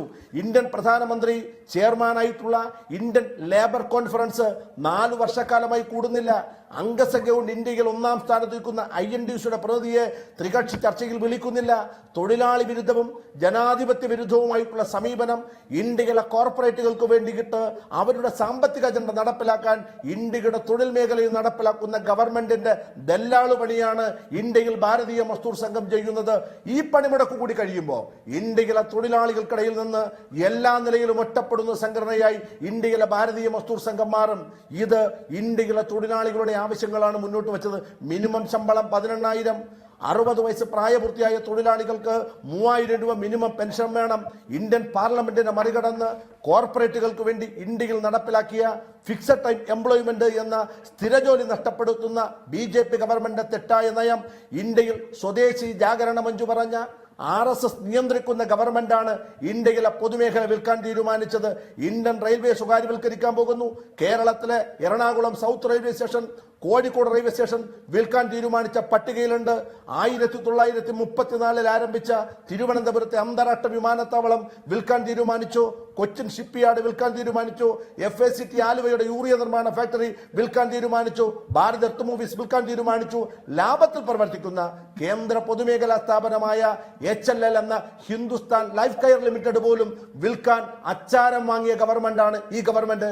ആ ഗവൺമെന്റിന് വേണ്ടി ദല്ലാള് പണി ചെയ്യുന്ന പണിയാണ് ഭാരതീയ മസ്ദൂർ സംഘം എന്ന BMS ഇന്ന് ചെയ്യുക. എന്നിട്ടോ ഈ സമരത്തെ വളരെ വിശദമായി താങ്കൾ അത് സൂചിപ്പിച്ചു. BMSന്റെ മറുപടി വരുന്നതിന് തളച്ചിട്ടിരിക്കുകയാണ് നിങ്ങളെ. ശരി, വ്യക്തമായി. അഡ്വക്കേറ്റ് മിനി, നോക്കൂ, ഈ അക്രമം എന്നുള്ള കാര്യം ഞാൻ ആദ്യത്തെ ചോദിച്ചത് ഈ തൊഴിലാളികളുടെ പണിമുടക്കിന്റെ ശോഭ കെടുത്തുന്ന വിധത്തിലായിപ്പോയില്ലേ അക്രമം എന്നുള്ളതാണ്. പൊതുജനം എന്ന് കാണണ്ട, പണിമുടക്കുന്നവരും പണിമുടക്കാത്തവരും. അങ്ങനെ പണിമുടക്കാത്തവർക്ക് തന്നെ പണിമുടക്കിനോട് ഐക്യദാർഢ്യമുള്ളവരുണ്ടാകും. പക്ഷേ പ്രത്യേക സാഹചര്യങ്ങളിൽ പണിയെടുക്കേണ്ട അല്ലെങ്കിൽ പുറത്തു പോകേണ്ട ആളുകളാണ്. അപ്പോൾ അവർക്ക് വരുന്ന ബുദ്ധിമുട്ട്, പൊതുഗതാഗത മാർഗങ്ങൾ ഉണ്ടാകാത്തത് കൊണ്ടുള്ള ബുദ്ധിമുട്ടിൽ കവിഞ്ഞ് അവരുടെ അവകാശങ്ങൾ നിവർത്തിക്കാൻ കഴിയാത്ത വിധത്തിലുള്ള ബുദ്ധിമുട്ട് ഉണ്ടാവുക എന്നുള്ളത് ശരിയല്ലല്ലോ. ആ കാര്യം ഏറ്റവും ആദ്യം പരിഗണിക്കേണ്ടത് ട്രേഡ് യൂണിയൻ നേതാക്കളല്ലേ? അഭിലാഷ്, ഇതിലെ അങ്ങനെ ഒരു സംഭവം യഥാർത്ഥത്തിൽ ഇങ്ങനത്തെ പണിമുടക്കിൽ പ്രത്യേകിച്ച് 2 ദിവസമൊക്കെ വരുമ്പോൾ വലിയ രീതിയിൽ അക്രമ സംഭവങ്ങൾ ഉണ്ടാവേണ്ടതാണ്. നേരത്തെ അഭിലാഷ് തന്നെ പറഞ്ഞു, എറണാകുളത്ത് ഒരു വണ്ടികളും ഞങ്ങൾ തടയപ്പെട്ടിട്ടില്ല. പക്ഷെ ഇവിടെ SBI അവിടുത്തെ തൊഴിലാളികൾ പണിമുടക്കുകയാണ്. അപ്പോൾ ഒരു വിഭാഗം ആളുകൾ ആ പണിമുടക്കിനെ തകർക്കുന്നതിന് വേണ്ടിയിട്ട് അവരുടെ ഓഫീസിലേക്ക് കയറിയാണ്. അത് വളരെ ബോധപൂർവം ചെയ്യുന്നതായിരിക്കും. അപ്പോൾ സ്വാഭാവികമായും പണിമുടക്കുന്ന തൊഴിലാളികളെ സംബന്ധിച്ച് അവരെ പിന്തിരിപ്പിക്കാൻ ശ്രമിച്ചിട്ടുണ്ടാവും. അതൊരു അക്രമത്തിലേക്ക് പോയിട്ടുണ്ട്. അങ്ങനെ വളരെ ഇപ്പോൾ പഴയ തെരഞ്ഞെടുപ്പുകൾ അല്ലെങ്കിൽ ഹർത്താലുകളിൽ ഈ പറഞ്ഞ പോലുള്ള എന്തെങ്കിലും സംഭവം ഈ പ്രാവശ്യത്തെ ഈ പണിമുടക്കുമായി ബന്ധപ്പെട്ടുകൊണ്ട് കേരളത്തിൽ മാത്രമല്ല മറ്റ് സംസ്ഥാനങ്ങളിലും ആ രീതിയിൽ വ്യാപകമായി ഉണ്ടായിട്ടില്ല. ഇത് നേരത്തെ സുനിൽ പറഞ്ഞത് 20 കോടി എന്ന് പറയുന്നത് ചിലപ്പോൾ ആ കണക്ക് ഇനിയും കൂടാനാണ് സാധ്യത എന്നാണ് എനിക്ക് തോന്നുന്നത്. നാളെയും കൂടി കഴിയുമ്പോൾ നമുക്ക് അതിൻ്റെ കണക്കെടുക്കണം. പക്ഷേ രാജ്യം മുഴുവൻ തൊഴിലാളികൾ ഒരു സ്ഥലത്തും ട്രേഡ് യൂണിയനുകൾക്ക് ബന്ധമില്ലാത്ത സ്ഥലത്ത് വരെ ടോട്ടലായിട്ട് ഒഡീഷ, ഛത്തീസ്ഗഡ്, ഡൽഹി അങ്ങനെ എല്ലാ സ്ഥലങ്ങളിലും തൊഴിലാളികൾ പണിമുടക്കിയിരിക്കുകയാണ്. ഇത് ജനങ്ങളെ സംബന്ധിച്ച് അവർ തൊഴിലാളികളും ജനങ്ങൾ വേഴ്സസ് എന്ന് പറയേണ്ട കാര്യമില്ല. തൊഴിലാളികൾ ജനങ്ങൾ തന്നെയാണ്. അവർക്ക് ജീവിക്കാനായിട്ടുള്ള ഒരു സുരക്ഷിതമായിട്ടുള്ള ഒരു സാഹചര്യം. ഇവിടുത്തെ അൺഎംപ്ലോയ്മെൻറ്റിൻ്റെ റേറ്റ് എത്ര? 26%. നമ്മുടെ രാജ്യത്ത് ജനസംഖ്യയുടെ 26%, അതിൽ 16% യൂത്താണ്. നമുക്കറിയാം ലോകത്തിലെ തന്നെ ഏറ്റവും കൂടുതൽ യൂത്തിൻ്റെ ഒരു അധ്വാന ശേഷിയുള്ള രാജ്യമാണ് നമ്മുടെ ഇന്ത്യ. അതിനെ പ്രയോജനപ്പെടുത്താൻ ഈ സർക്കാർ ഒരു തരത്തിലും ശ്രമിച്ചില്ല എന്ന് മാത്രമല്ല, നിലവിൽ ഞങ്ങൾക്കുണ്ടായിരുന്ന 1,80,00,000 തൊഴിലുകൾ നമുക്ക് നഷ്ടപ്പെട്ടു. രാജ്യത്ത് 5 വർഷം കൊണ്ട് ഉണ്ടാക്കിയത് 10 ലക്ഷത്തിൽ താഴെ തൊഴിലാണ്. തൊഴിലില്ലാതെ, ആളുകൾക്ക് പണിയില്ലാതെ ഈ നോട്ട് നിരോധനവും GSTയുമായി ബന്ധപ്പെട്ടുകൊണ്ട് എത്രയോ ചെറുകിട വ്യവസായ ശാലകൾ അടച്ചുപൂട്ടി, എത്രയോ വ്യാപാര സ്ഥാപനങ്ങൾ അടച്ചുപൂട്ടി. വ്യാപാരികൾ പറയുന്നത് തെറ്റാണ്. കാരണം അവരൊരിക്കലും ഈ പണിമുടക്കിനെ തോൽപ്പിക്കാൻ വേണ്ടി ശ്രമിക്കരുത്. കാരണം അവർ മലന്ന് കിടന്ന് തുപ്പുക എന്ന് പറയുന്ന പ്രയോഗത്തിലാണ് ചെയ്യുന്നത്. കാരണം ഞങ്ങളുടെ ഈ പണിമുടക്ക് ആ വ്യാപാരികൾക്ക് കൂടി അവരുടെ നിലനിൽപ്പിന് കൂടി വേണ്ടിയായിരുന്നു. അത് മനസ്സിലാക്കാൻ വ്യാപാരി സമൂഹം ശ്രമിക്കണം. മറ്റ് ഹർത്താലുകളിൽ നിന്നും വ്യത്യസ്തമായും വ്യതിരിക്തമായും ഈ പണിമുടക്കിനെ, അതിൻ്റെ ആവശ്യങ്ങളെ നമ്മൾ കാണേണ്ടതായിരുന്നു എന്നതാണ് എൻ്റെ അഭിപ്രായം. അല്ല, അവിടെ അവർക്കുണ്ടായിട്ടുള്ള ഒരു അനുഭവം നോക്കണം. 7 ഹർത്താലാണ് കഴിഞ്ഞ 2 മാസത്തിനിടയ്ക്കുണ്ടായത്. അങ്ങനെ പറയരുത്. കാരണം 3 മാസം മുന്നേ ഞങ്ങൾ ഡിക്ലെയർ ചെയ്തിട്ടുള്ള ഒരു പണിമുടക്കാണ്. അപ്പോൾ അത് എത്രയോ പ്രചരണങ്ങൾ, എത്രയോ പ്രവർത്തനങ്ങൾ, അവർക്ക് തന്നെ നോട്ടീസ് കൊടുത്തു ഒക്കെ നമ്മൾ ചെയ്തിട്ടുണ്ട്. ഇപ്പം നമ്മളൊരു പണിമുടക്കിൽ നിൽക്കണോ വേണ്ടതെന്ന് തീരുമാനിക്കുന്നത് അതിൻ്റെ മുദ്രാവാക്യങ്ങളും അവർ ഉന്നയിക്കുന്ന ആവശ്യങ്ങളും മനസ്സിലാക്കി കൂടിയാണല്ലോ. കേരളത്തിലെ വ്യാപാരികൾ ബോധമില്ലാത്ത ആളുകളൊന്നുമല്ലോ. ആ ചെറുകിട വ്യാപാര മേഖലയിൽ വിദേശ നിക്ഷേപം കൊണ്ടുവരാൻ തീരുമാനിച്ചപ്പോൾ വ്യാപാരികൾ സമരത്തിനിറങ്ങി. അവരോടൊപ്പം അവർ വിളിച്ചപ്പോൾ ഞങ്ങൾ പോയില്ലേ? ഞങ്ങൾ പോകും, ഇനിയും പോകും. കാരണം അത് ആവശ്യമാണ് ഞങ്ങൾക്കറിയാം. ഇപ്പോഴും 100% വിദേശ നിക്ഷേപം വന്നിരിക്കുക. അവർക്ക് സമരത്തിൽ ഇറങ്ങാതിരിക്കാൻ പറ്റുമോ? അപ്പോൾ ആവശ്യങ്ങൾ കൂടി മനസ്സിലാക്കി ഈ സമരം തങ്ങളുടേത് കൂടിയാണെന്ന് മനസ്സിലാക്കേണ്ടിയിരുന്നു വ്യാപാരികൾ. ശരി, അവിടെ ശ്രീ രഘുരാജ്, ഇവിടെ ഉന്നയിക്കപ്പെട്ട പ്രശ്നങ്ങൾ മാത്രമല്ല, നോക്കൂ, ഒരു വലിയ തൊഴിൽ പ്രതിസന്ധിയിലേക്ക് രാജ്യം പോകുന്നുണ്ട്. കരാർവൽക്കരണം അതിന് അങ്ങേ തലക്കിലെത്തി നിൽക്കുന്നു. അസംഘടിത മേഖലയിൽ 1 കോടി തൊഴിലുകളുടെ നഷ്ടമുണ്ടായിട്ടുള്ളതായിട്ടാണ് ഏറ്റവും ഒടുവിൽ പുറത്തു വന്നിട്ടുള്ള റിപ്പോർട്ടുകൾ. അപ്പോൾ ആ നിലയ്ക്കാണ് ഇവിടുത്തെ തൊഴിൽ സാഹചര്യം. അങ്ങനെ പറയുന്നത് രാഷ്ട്രീയ പ്രേരിതമായിട്ടല്ല, മറിച്ച് അതൊരു വസ്തുതാപരമായ യാഥാർത്ഥ്യമാണ്. നമ്മൾ നോക്കൂ, മൻമോഹൻ സിംഗ് ഭരിച്ചുകൊണ്ടിരുന്ന കാലത്ത്, കോൺഗ്രസ് ഈ രാജ്യം ഭരിച്ചുകൊണ്ടിരുന്ന കാലത്ത് INTUC-യുടെ നേതാവ് സഞ്ജീവ റെഡ്ഡിയാണ് ഈ പണിമുടക്കിന്റെ മുഖമായി. അദ്ദേഹത്തിന്റെ പ്രസംഗങ്ങളാണ് തൊഴിലാളി മേഖലയെ ആകെ പ്രതിനിധീകരിച്ചു വന്നത്. അപ്പോൾ ഇവിടെ ഇപ്പോൾ BJP ഭരിക്കുമ്പോൾ നിങ്ങൾക്ക് ആ ഉത്തരവാദിത്തം ഏറ്റെടുക്കാൻ കഴിയാതെ വരുന്നു, അല്ലെങ്കിൽ നിങ്ങളെ ആരോ സമ്മതിക്കുന്നില്ല എന്നുള്ളതാണോ? അതുകൊണ്ടല്ല, ഗവൺമെന്റ് കൃത്യമായി തൊഴിലാളി യൂണിയനുകളുടെ ആവശ്യങ്ങൾ പരിഗണിക്കുമ്പോൾ ആ യോഗത്തിൽ പങ്കെടുക്കാതെ അതിൽ നിന്ന് മാറി നിൽക്കുക, എന്നിട്ട് പണിമുടക്കുമായി പോവുക. ഇപ്പോൾ അല്ല, അങ്ങനെ അല്ല, ഞാൻ സംസാരിക്കുന്നത് ഇപ്പൊ ഇന്ത്യ മഹാരാജ്യത്ത് ഏതെങ്കിലും ഒരു സംസ്ഥാനത്ത് ഈ പണിമുടക്ക് എഫക്ട് ചെയ്തിട്ടുണ്ടോ? പറയട്ടെ, കേരളത്തിലല്ലാതെ. കേരളത്തിൽ അതിനുവേണ്ടി അക്രമം നടത്തി. റെയിൽവേയിലെ തൊഴിലാളികൾ പണിമുടക്കാത്തതുകൊണ്ട് ട്രെയിൻ തടഞ്ഞു. ഈ അടുത്ത കാലത്തെങ്ങാനും കേരളത്തിൽ ട്രെയിൻ തടഞ്ഞിട്ടുണ്ടോ ആരെങ്കിലും? എന്തിനാണ് ഇവർ ട്രെയിൻ തടഞ്ഞത്? BMS അല്ലല്ലോ റെയിൽവേയിൽ കൂടുതൽ, ചെങ്കൊടി പിടിച്ച യൂണിയൻ ആണല്ലോ റെയിൽവേയിൽ കൂടുതൽ, HMS അല്ലേ? എന്തിനാണ് അവർ ട്രെയിൻ തടഞ്ഞത് കേരളത്തിൽ? അക്രമം ഉണ്ടാക്കാൻ വേണ്ടിയിട്ടാണ്. അല്ലെ, ഇങ്ങനെ അനാവശ്യമായ പണിമുടക്ക് നടത്തിയാണ് കേരളത്തിലെ വ്യാവസായിക അന്തരീക്ഷം കുഴപ്പത്തിലാക്കിയത്. ഈ യൂണിയനുകളാണ് അനാവശ്യമായി കൊടി പിടിച്ചാണ് കേരളത്തിലെ വ്യാവസായ അന്തരീക്ഷം കുഴപ്പത്തിലാക്കിയത്. അല്ല, അങ്ങനെയാണെങ്കിൽ അത് BMS ഏറ്റെടുക്കണ്ടേ? നിങ്ങൾ മുമ്പ് ദേശീയ പണിമുടക്കിൽ പങ്കെടുത്തിട്ടുണ്ടല്ലോ. ഉണ്ട്. അതുപോലല്ലോ ഈ ഗവൺമെന്റ്. കാര്യങ്ങൾ കൂടുതൽ മോശമായിട്ടില്ല. അല്ല, ആകെ പറയുന്നത് എന്താ, യൂണിയൻ രജിസ്റ്റർ ചെയ്യാൻ 45 ദിവസം എടുക്കണം. ഇപ്പൊ ഏത് ആവശ്യമാണ് ഉള്ളത്? ഇപ്പൊ മറ്റൊരു കാര്യം, ഈ ടിക്കറ്റ് വന്നപ്പോ പറഞ്ഞ റെയിൽവേ സ്റ്റേഷൻ വിൽക്കാൻ പോവാന്ന്. ഇപ്പൊ ഒരു നേതാവ് പറഞ്ഞു കേട്ടോ, സൗത്ത് റെയിൽവേ സ്റ്റേഷൻ വിൽക്കാൻ പോവാന്ന്. ഞങ്ങൾ പോയിരുന്നു ഷിപ്പ്യാർഡിന്റെ ഓഹരി വിൽപ്പന കേസിൽ ബഹുമാനപ്പെട്ട മുഖ്യമന്ത്രിയെ കാണാൻ പോയി. അദ്ദേഹം എന്തോ പറഞ്ഞറിയോ? കേന്ദ്ര ഗവൺമെന്റ് തീരുമാനം ശരിയെന്നാണ് കേരള മുഖ്യമന്ത്രി പറഞ്ഞത്. അതിന്റെ ഭാഗമാണ് ഇപ്പൊ എക്സ്പാൻഷൻ നടക്കുന്നത് ഷിപ്പ്യാർഡിൽ. ഷിപ്പ്യാർഡ് പൂട്ടിയില്ലല്ലോ. FACTക്ക് 1000 കോടി രൂപയാണ് ഈ നരേന്ദ്രമോദി ഗവൺമെന്റ് കൊടുത്തത്, പൂട്ടിയില്ലല്ലോ. കള്ളത്തരം പറയാണ്.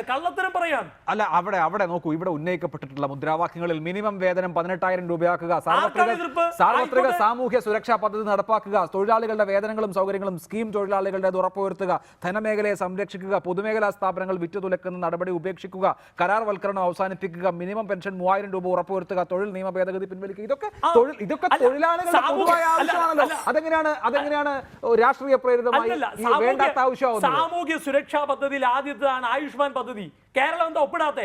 മാഹിയിൽ കിട്ടും, പോണ്ടിച്ചേരി ആയതുകൊണ്ട്. അല്ല, അത് തൊഴിലാളികൾക്ക് മാത്രമല്ല, കേരളത്തിൽ ഇവിടെ ചുമട്ട് തൊഴിലാളിക്ക്, റിക്ഷ തൊഴിലാളിക്ക്, വണ്ടി വലിക്കുന്ന തൊഴിലാളികൾ പെടുത്തിയിരിക്കുന്നു. 5 ലക്ഷം രൂപ ഒരു കുടുംബത്തിന് കിട്ടുന്ന തടഞ്ഞതാരാ? കേരളത്തിന്റേത് മാത്രമായിട്ടുള്ള ഒരു ആരോഗ്യ ഇൻഷുറൻസ് പദ്ധതി ഉണ്ടല്ലോ. കേന്ദ്രം കൊടുക്കുന്ന സ്വാസ്ഥ്യ ബീമാ യോജനയാണ്. ആയിക്കോട്ടെ, കേരളത്തിലൊരു പദ്ധതിയില്ല. കേരളത്തിൽ ഒരാളുടെ കാലൊടിഞ്ഞാല് 1 ലക്ഷം രൂപയാ ചെലവ്. ഇവിടെ ആളുകൾക്ക് 5 ലക്ഷം രൂപ അവന് കിട്ടും, കേന്ദ്ര സർക്കാർ കൊടുക്കുന്നത്. കേരളീയന് കിട്ടില്ല. എന്തുകൊണ്ടാ? നരേന്ദ്രമോദിയുള്ള രാഷ്ട്രീയ വിരോധം കൊണ്ട് അതിൽ ഒപ്പിട്ടില്ല. ശരി, അതിൽ CITU നേതാവിന് ഒരു മറുപടി നമുക്ക് ആവശ്യമുണ്ട്. ശ്രീ KS സുനിൽകുമാർ, ഈ തരത്തിലാണ് BJPയുടേതെന്ന് BMS-നെ വിശേഷിപ്പിക്കാൻ കഴിയുമോ എന്നറിയില്ല. BMS-നെ ആ നിലയ്ക്ക് കാണാം. BMS-ന്റെ അഭിപ്രായം ഈ തരത്തിലാണ്. നിങ്ങൾക്ക് ഇക്കാര്യത്തിൽ നരേന്ദ്രമോദിയോടുള്ള രാഷ്ട്രീയമായ എതിർപ്പാണ്. അതിനു വേണ്ടിയിട്ട് ഒരു പണിമുടക്ക് നടത്തിയാൽ അതിന് കൂടാൻ ഞങ്ങളെ കിട്ടില്ല എന്ന്.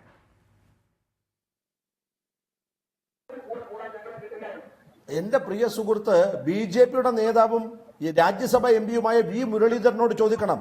ഹിന്ദുസ്ഥാൻ ലാറ്റക്സ് വിൽക്കാനുള്ള തീരുമാനത്തിനെതിരെ കേന്ദ്ര ഗവൺമെന്റിനെ ഞങ്ങൾ കാണാൻ പോയപ്പോൾ ഞങ്ങളോടൊപ്പം പങ്കുചേർന്ന BMS തൊഴിലാളിയോടൊപ്പം വന്നത് V. മുരളീധരനാണ്, BJPയുടെ മുൻ സംസ്ഥാന പ്രസിഡന്റ്. അതുപോലെ വിൽക്കാൻ തീരുമാനിച്ച പൊതുമേഖലകൾ ഏറ്റെടുക്കാൻ കേരളത്തിലെ സംസ്ഥാന സർക്കാർ തയ്യാറായതുകൊണ്ട് മാത്രം വിൽക്കൽ ഉപേക്ഷിക്കാൻ BJP നിർബന്ധിതമായതാണ്. കേന്ദ്രത്തിലെ ഗവൺമെന്റിന്റെ സാമ്പത്തിക വകുപ്പിന് കീഴിലുള്ള നീതി ആയോഗ് HLL വിൽക്കാനുള്ള ആഗോള ടെൻഡർ ക്ഷണിച്ചത് വെബ്സൈറ്റ് നോക്കണം. ഇല്ല എങ്കിൽ ഞങ്ങൾ ഈ രാഷ്ട്രീയ പൊതുപ്രവർത്തനം അവസാനിപ്പിക്കാം. എന്തെങ്കിലും പറയാൻ ഇവിടെ ചോദ്യം ചോദിക്കാൻ ബഹുജനങ്ങൾ പുറത്തില്ലല്ലോ. അതുകൊണ്ട് എന്ത് കള്ളവും ആവർത്തിച്ചു പറഞ്ഞ് സ്ഥാപിക്കാനാണ് ശ്രമിക്കുക. കേരളത്തിൽ മാത്രമാണ് ഈ പണിമുടക്ക്. നാളെ അറിയാം, മഹാരാഷ്ട്ര എന്ന് പറയുന്ന BJP ഭരിക്കുന്ന സംസ്ഥാനത്ത് ഗ്രാമപ്രദേശങ്ങളിലെ പെട്ടിക്കടകൾ വരെ അടച്ചിട്ട് കൃഷിക്കാരും തൊഴിലാളികളും ഈ സമരത്തിൽ പങ്കെടുത്തു. ബീഹാർ, ഗോവ തുടങ്ങിയ സംസ്ഥാനങ്ങളിൽ ശക്തിയായിട്ടുള്ള തൊഴിലാളി മുന്നേറ്റമായിരുന്നു. ആന്ധ്രയിലെ തൊഴിലാളികൾ, സർക്കാർ ജീവനക്കാരും സെക്രട്ടേറിയറ്റിന് മുന്നിൽ മനുഷ്യ ചങ്ങല തീർത്തു ഈ സമരത്തിൽ പങ്കുചേർന്ന്. ദില്ലിയിലെ JNU-ലെ അധ്യാപകരിൽ 80% ആളുകൾ തൊഴിലാളികൾ ഈ സമരത്തിൽ പങ്കുചേർന്നു. രാജ്യത്തെ ഏതാണ്ട് 20 കോടിയിലേറെ വരുന്ന തൊഴിലാളികൾ പണിമുടക്കി എന്ന പ്രാഥമിക കണക്കാണ്. നാളെ ഇത് സംബന്ധിക്കുന്ന വിശദമായ റിപ്പോർട്ട് വരുമ്പോൾ ലോകത്തിലെ ഏറ്റവും അധികം തൊഴിലാളികൾ പങ്കെടുത്ത പണിമുടക്ക് സമരമായി ഈ സമരം മാറാൻ വേണ്ടി പോവുകയാണ്. ആ പണിമുടക്ക് CITUം INTUC-യും AITUC-യും HMS-ഉം മാത്രമല്ല, ഇതിൽ BMS തൊഴിലാളികൾ കൂടി ഉണ്ടായിരുന്നു എന്ന അഭിമാനത്തോടെ ഞങ്ങൾക്ക് പറയാൻ കഴിയും. പക്ഷേ നേതൃത്വമില്ലാത്ത തൊഴിലാളികൾ, അവർ തൊഴിലാളികളുടെ ആവശ്യം മുന്നോട്ട് വെക്കുന്ന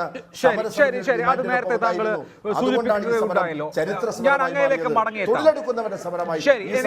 ഞാൻ അങ്ങയിലേക്ക് മടങ്ങിയെത്താം. ശ്രീ സേതുമാധവൻ, ഇത് വ്യാപാരികൾ ഒരു പൊതു പോളിസിയായി എടുക്കുമോ? അക്രമം ഉണ്ടായിക്കഴിഞ്ഞാൽ കട തുറക്കാൻ പറ്റില്ല എന്നുള്ളതിന്റെ ഉദാഹരണം കഴിഞ്ഞ ഹർത്താലിൽ നമ്മൾ കണ്ടതാണ്. പക്ഷേ ഇവിടെ ഈ ഹർത്താലുമായി ബന്ധപ്പെട്ട് മഞ്ചേരിയിലൊരു സംഭവം ഉണ്ടായതൊഴിച്ചാൽ ഈ പണിമുടക്കുമായി ബന്ധപ്പെട്ട അക്രമ സംഭവങ്ങളൊന്നും ഉണ്ടായിട്ടില്ല. എറണാകുളത്ത് ഞാൻ കടകൾ തുറന്നു വെച്ചിരിക്കുന്ന കാര്യം നേരത്തെ സൂചിപ്പിച്ചല്ലോ.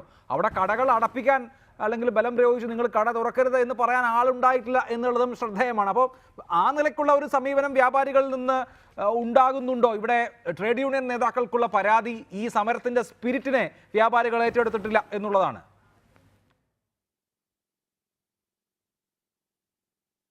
നേരത്തെ മാഡം പറഞ്ഞു വ്യാപാരികൾ മലന്നെടുത്ത് തുപ്പുന്നത് തെറ്റാ. കാരണം ഒരു സമരപ്രഖ്യാപന കൺവെൻഷൻ നടത്തുമ്പോൾ ഞങ്ങളെ ബാധിക്കുന്ന കുറേ വിഷയങ്ങളുണ്ട്. എന്തുകൊണ്ട് അന്ന് അവർക്കെതിരെ ഞങ്ങളെ സംസ്ഥാന നേതാക്കളെ വിളിച്ചുകൊണ്ട് നിങ്ങളെ കച്ചവടത്തിനെ ബാധിക്കുന്ന വിഷയങ്ങൾ ഇതിൽ ഉൾപ്പെട്ടിട്ടുണ്ട് ഒന്ന് ആലോചിക്കാൻ പോലും തയ്യാറാവാതെ അർത്ഥാത്ത പൊതുപണിമുടക്കിന്റെ 3-4 ദിവസം മുമ്പ് ഞങ്ങൾ സഹകരിക്കണം എന്ന് പറയുമ്പോൾ ഞങ്ങൾക്ക് അതിലുള്ള ഒരു പ്രയാസം. കാരണം ഞങ്ങൾ കഴിഞ്ഞ ഡിസംബർ 20 തീർച്ചപ്പെടുത്തിയതാണ് 2019 ഹർത്താൽ വിരുദ്ധ വർഷമായി ഞങ്ങൾ കണക്കുകൂട്ടും, ഞങ്ങൾ അതിനെതിരെ പ്രവർത്തിക്കുമെന്ന്. ഒരുപക്ഷെ ഇന്നലെയും മെനഞ്ഞാന്നും ഉണ്ടായ പൊതുപണിമുടക്കിൽ ഞങ്ങൾ 100% വിജയിച്ചിട്ടില്ലെങ്കിൽ ഞങ്ങൾ എടുത്ത തീരുമാനം നമുക്കറിയാം. ഇന്ത്യക്ക് സ്വാതന്ത്ര്യം കിട്ടിയ ഒരു രാത്രി കൊണ്ടല്ല, ഇവിടെ നേതാക്കൾ നേട്ടങ്ങൾ നേടിയെടുത്ത ഒരു ദിവസത്തെ സമരം കൊണ്ടല്ല. അതുകൊണ്ട് തന്നെ 2019 അവസാനമാകുമ്പോഴേക്കും ഞങ്ങൾക്കറിയാം ഹർത്താൽ പ്രഖ്യാപിച്ചു കഴിഞ്ഞാൽ അല്ലെങ്കിൽ പൊതുപണിമുടക്ക് പ്രഖ്യാപിച്ചു കഴിഞ്ഞാൽ കേരളത്തിലെ കടകമ്പോളങ്ങൾ മുഴുവൻ തുറന്ന് ഇതാരോടുള്ള പ്രതികാരമല്ല, അല്ലെങ്കിൽ ഏതെങ്കിലും രാഷ്ട്രീയ കക്ഷികളുള്ള പ്രത്യേക താല്പര്യമല്ല. കേരളത്തിലെ കച്ചവട മാന്ദ്യം നമുക്കറിയാം. കേരളത്തിന്റെ ഏറ്റവും വലിയ വരുമാന സ്രോതസ് ചെറുകിട ഇടത്തരം കച്ചവട മേഖലയിൽ നിന്നുള്ള നികുതികളാണ്. ആ കച്ചവടക്കാരനെ സംരക്ഷിക്കേണ്ടത് ജനാധിപത്യ രാജ്യമായ നമ്മുടെ നാട്ടിലെ രാഷ്ട്രീയക്കാർക്കുണ്ട്. അല്ലെങ്കിൽ ഈ പൊതുപണിമുടക്കിനെ പരാജയപ്പെടുത്തിയിട്ട് മറ്റൊരു രാഷ്ട്രീയ കക്ഷികളുടെ നേട്ടം സമ്പാദിക്കാനല്ല നമ്മൾ ശ്രമിച്ചത്. ഇവിടെ GST വന്ന്, നോട്ട് നിരോധനം വന്ന്, നിപ്പ വന്ന്, വെള്ളപ്പൊക്കം വന്ന് ആർക്കാണ് ഏറ്റവും കൂടുതൽ ദുരിതം അനുഭവിച്ചത്? കേരളത്തിലെ ചെറുകിട കച്ചവടക്കാരനാണ്. 3.5 കോടിയോളം വരുന്ന കേരളത്തിലെ ജനസംഖ്യയിൽ 1.5 കോടിയോളം വരുന്ന ആളുകൾ ബന്ധപ്പെടുന്ന ഒരു മേഖലയാണ് ഈ ചെറുകിട ഇടത്തരം കച്ചവട മേഖല. ആ മേഖലയെ സംരക്ഷിക്കേണ്ടത് ഇവിടുത്തെ രാഷ്ട്രീയക്കാരുടെ ചുമതലയാണ്. കാരണം ഞങ്ങൾ ഒരു രാഷ്ട്രീയക്കാരനോട് എതിർത്ത് സംസാരിച്ചിട്ടില്ല, സംസാരിക്കുകയുമില്ല. ശബരിമല വിഷയവുമായി ബന്ധപ്പെട്ടുകൊണ്ട് കഴിഞ്ഞ 3-ാം തീയതി ഹർത്താൽ പ്രഖ്യാപിച്ച് ശബരിമല വിഷയത്തിൽ ഏകോപന സമിതി എന്ന സംഘടന ഒരക്ഷരം പോലും പറഞ്ഞിട്ടില്ല. മതസംഘടനകളുടെ കാര്യങ്ങളിൽ സംഘടന ഇതുവരെ ഇടപെട്ടിട്ടുമില്ല. എന്നിട്ട് എന്താ ഉണ്ടായത്? സർക്കാരിനെതിരെ നടത്തേണ്ട സമരം കേരളത്തിലെ കച്ചവടക്കാരനെതിരെ നരനായാട്ട് നടത്തി. ഞങ്ങൾക്കതിൽ പരാതിയില്ല, പരിഭവമില്ല. കാരണം കച്ചവടക്കാരൻ ഞങ്ങൾക്കറിയാം എല്ലാ രാഷ്ട്രീയ ആദർശങ്ങളുമുള്ള രാഷ്ട്രീയക്കാരൻ കടന്നു വരുന്ന ഞങ്ങളുടെ ഉപഭോക്താക്കളാണ്. ആ ഉപഭോക്താക്കളെ പിണക്കാത്ത രീതിയിൽ കച്ചവടം ചെയ്തുകൊണ്ട് മാന്യമായി ജീവിക്കാനുള്ള അവസരം ഉണ്ടാക്കി തരിക എന്നത് ഈ നാട്ടിലെ രാഷ്ട്രീയക്കാരുടെ കടമയാണ്. അതുകൊണ്ട് തന്നെ 2019 ഡിസംബർ ആകുമ്പോഴേക്കും ഹർത്താലിനെതിരെ പ്രതികരിച്ച ഞങ്ങളുടെ തീരുമാനത്തിൽ നിന്ന് ഞങ്ങൾ ഉറച്ചു നിന്നുകൊണ്ട് അതിന് ഞങ്ങൾക്ക് സമൂഹത്തിന്റെ പരിപൂർണ്ണ പിന്തുണ ലഭിക്കുന്നുണ്ട്. 93 സംഘടനകൾ ഇപ്പോൾ ഞങ്ങളുടെ കൂടെ വന്നേ. കേരളത്തിലെ 93 സംഘടനകൾ, വക്കീൽമാരടക്കമുള്ള ആളുകൾ ഞങ്ങളോട് പറയുന്നുണ്ട് നിങ്ങളെടുത്ത തീരുമാനം ഒരു കുട്ടിക്കും ഇതേമാതിരി തീരുമാനം ഒറ്റയ്ക്ക് നിന്നെടുക്കാൻ കഴിഞ്ഞിട്ടില്ല. ഏകോപന സമിതി സംസ്ഥാന പ്രസിഡന്റ് നസ്രുദ്ദീൻ ഒരു തീരുമാനമെടുത്തു. ഞങ്ങളുടെ കൂടെ ഇപ്പോൾ 93 സംഘടനകൾ നിന്നുകൊണ്ട് 2019 ഹർത്താൽ വിരുദ്ധമായി ഞങ്ങൾ ശക്തമായ രീതിയിൽ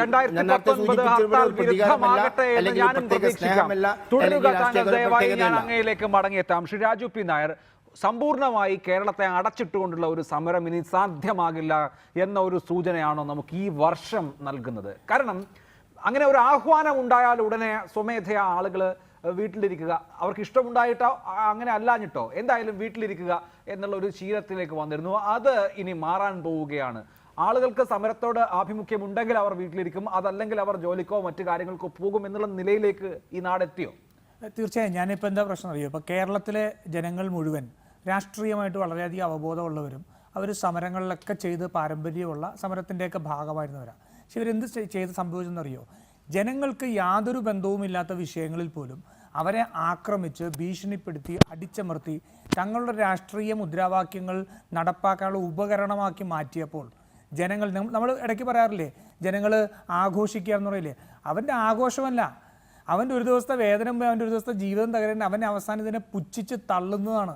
കള്ള് മേടിച്ച് കുടിച്ചോ അല്ലെങ്കിൽ എവിടെയെങ്കിലും ഇരുന്ന് ചീട്ട് കളിച്ചോ നിന്നെ ഒന്നും ഈ മുദ്രാവാക്യം ഞങ്ങൾ ഏറ്റെടുക്കുന്നില്ല എന്ന് പറഞ്ഞ് അവർ പുച്ഛിച്ച് തള്ളുന്നതാണ്. അവിടെ ജനങ്ങൾ ഇത് അവസാനം ഇതിൻ്റെ നെല്ലിപ്പടിക കണ്ടെത്തിയപ്പോഴത്തേക്ക് ജനങ്ങൾ പ്രതികരിച്ചു തുടങ്ങി. കഴിഞ്ഞ ഹർത്താൽ, ഈ പറഞ്ഞ ശബരിമല കർമ്മസമിതി നടത്തിയ ഹർത്താൽ വ്യാപകമായ അക്രമം ഉണ്ടായി.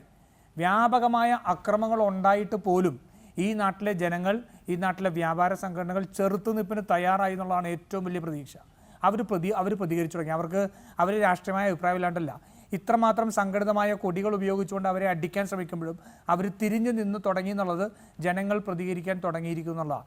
രാഷ്ട്രീയ പാർട്ടികൾ വെറും മാംസപിണ്ഡങ്ങളായി കണക്കാക്കി തങ്ങളുടെ അഭിപ്രായങ്ങൾ അടിച്ചേൽപ്പിക്കാൻ ശ്രമിച്ച ആ ജനങ്ങൾ അവർ ഉയർത്തെഴുന്നേറ്റുകൊണ്ട് തിരിഞ്ഞു നിന്നു തുടങ്ങി. അതെല്ലായിടത്തും വന്നിട്ടുണ്ട്. രാഷ്ട്രീയ കക്ഷികൾക്കെതിരല്ല, ഞാനും ഒരു രാഷ്ട്രീയ പ്രവർത്തകനാണ്, ട്രേഡ് യൂണിയനുകൾക്കെതിരല്ല, ഇവരെല്ലാം ഉന്നയിക്കുന്ന ആവശ്യങ്ങൾക്കെതിരല്ല. പക്ഷേ സമരങ്ങൾ, സർഗാത്മകമായ സമരങ്ങൾ, ക്രിയേറ്റീവായിട്ടുള്ള സമരമാർഗങ്ങൾ കൊണ്ടുവന്നുകൊണ്ട് നമുക്ക് എത്രയോ ഇവിടെ ഇതുണ്ട്. നിൽപ്പ് സമരം, ഇപ്പോൾ കഴിഞ്ഞ ദിവസം ഒരു നടപ്പ് സമരം കണ്ടു, വനിതാ മതിൽ, അതിനകത്ത് മുദ്രാവാക്യങ്ങളോട് യോജിപ്പോ വിയോജിപ്പോ ഉണ്ടാവട്ടെ, വനിതാ മതിൽ തുടങ്ങി എത്രയോ സമരമാർഗങ്ങൾ പുതിയതായിട്ട് വരുന്നുണ്ട്. ആ രീതിയിലുള്ള സമരമാർഗങ്ങൾ കൊണ്ടുവന്നുകൊണ്ട് ജനങ്ങളെ ബോധവാന്മാരാക്കി ജനങ്ങളെ ഇതിൻ്റെ ഭാഗമാക്കുന്ന രാഷ്ട്രീയം ഇനി കൊണ്ടുവന്നില്ലെങ്കിൽ അവർ അരാഷ്ട്രീയം എന്ന് പറയാൻ പറ്റില്ല, അവരവരുടെ രാഷ്ട്രീയം പുറത്തെടുക്കും. അതാണ് കഴിഞ്ഞ 2 ദിവസമായിട്ട് കാണുന്നത്. കൃത്യമായിട്ട് രാഷ്ട്രീയ കക്ഷികൾക്ക്, ട്രേഡ് യൂണിയനുകൾക്ക് അതിൻ്റെ സൂചന കിട്ടിക്കഴിഞ്ഞു. അതുകൊണ്ട് തന്നെയാണ് കഴിഞ്ഞ പൊതുപണിമുടക്ക് നമുക്ക് ഓർമ്മയുണ്ടാവും. പത്രമാധ്യമങ്ങൾ ചോദിച്ചപ്പോൾ ഒരു CITUവിൻ്റെ നേതാവ് എന്നോട് ചോദിച്ചു, എന്താ സ്വകാര്യ വാഹനങ്ങൾ പുറത്തിറക്കാമോ എന്ന് ചോദിച്ചപ്പോഴത്തേക്ക് ഇരുചക്ര വാഹനങ്ങൾ പോലും പുറത്തിറങ്ങാൻ സമ്മതിക്കില്ല എന്നാണെന്ന് പറഞ്ഞത്. അവിടെ നിന്ന് മാറിക്കൊണ്ട് വാഹനങ്ങൾ തടയില്ല, കടകൾ തുറന്നാൽ ഞങ്ങൾ ആക്രമിക്കില്ല എന്ന് പറയുന്നിടത്തേക്ക് ജനങ്ങൾ അവരെ എത്തിച്ചു. ഇനി മറ്റുള്ള മുഖ്യധാര രാഷ്ട്രീയ പാർട്ടികളും അത് മനസ്സിലാക്കണം. ആ സമരങ്ങൾ ജനങ്ങളെ കൂടി ഭാഗവാക്കാക്കുന്ന, അവരുടെ സ്വമേധയാ അവരെ ഭാഗമാക്കുന്ന സമരങ്ങൾ ആസൂത്രണം ചെയ്ത് രാഷ്ട്രീയ പ്രവർത്തനമായിട്ട് മുന്നോട്ട് പോകണം. കറക്റ്റാണ്. സുനിൽകുമാർ, ഈ സമരത്തോടോ സമരത്തിന് ആധാരമായ കാരണങ്ങളോടോ സമരം വെച്ചിരിക്കുന്ന മുദ്രാവാക്യങ്ങളോടോ ഒന്നും വിയോജിപ്പില്ല. പക്ഷേ ഈ സമരരീതി മാറാറായില്ലേ? നോക്കൂ, ഇത് എത്രാമത്തെ പണിമുടക്കാണ്? 18ാമത്തെ ദേശീയ പണിമുടക്കാണ്. ഓരോ വർഷവും 1 ദിവസമോ 2 ദിവസമോ പണിമുടക്കുന്നു. ഒരു വർഷത്തിൽ ഓണം വരുന്നത് പോലെ, വിഷു വരുന്നത് പോലെ, ക്രിസ്മസ് വരുന്നത് പോലെ പണിമുടക്ക് വരുന്നു എന്നുള്ളത് കൊണ്ട്, അനുഷ്ഠാനം പോലെ ഈ സമരം വരുന്നത് കൊണ്ട് എന്ത് ഗുണമാണുള്ളത് എന്നുള്ളത് തൊഴിലാളി യൂണിയനുകളും ആലോചിക്കണ്ടേ? അതിനപ്പുറത്ത് സമരം വേണമെന്നുള്ള കാര്യത്തിൽ തർക്കമില്ല. സമരത്തെ ഒരു മൂർത്തമായ മൂവ്മെന്റ് ആക്കാൻ പറ്റുന്ന വിധത്തിൽ സമരരീതികൾ പുനരാവിഷ്കരിക്കേണ്ട കാലമായില്ലേ? സമരങ്ങൾ സ്വയം പുതുക്കേണ്ട കാലമായില്ലേ?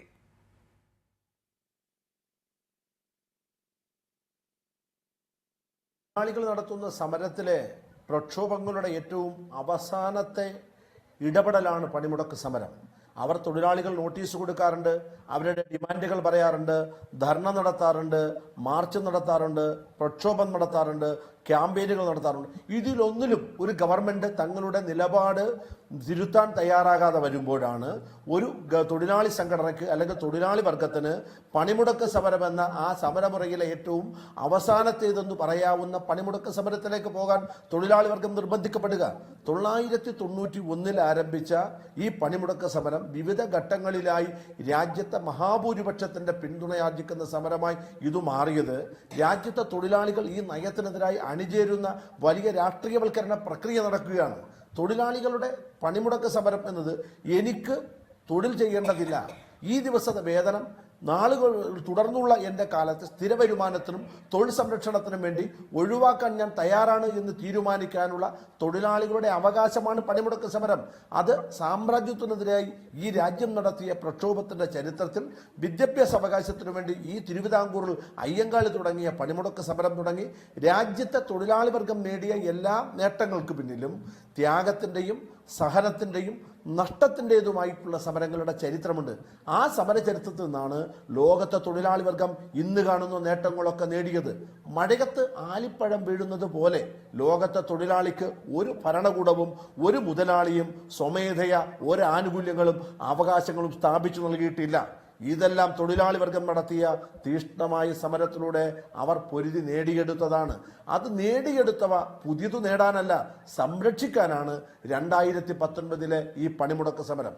ഈ പണിമുടക്ക് സമരത്തെ അനാവശ്യമായും അന്യായമായും അനവസരത്തിലും കേരളത്തിൽ നടത്തിയ അക്രമ ഹർത്താലുകളോട് താരതമ്യം ചെയ്ത് നടത്തുന്ന ചർച്ച ഒരിക്കലും നമുക്ക് യോജിക്കാൻ കഴിയുന്നതല്ല.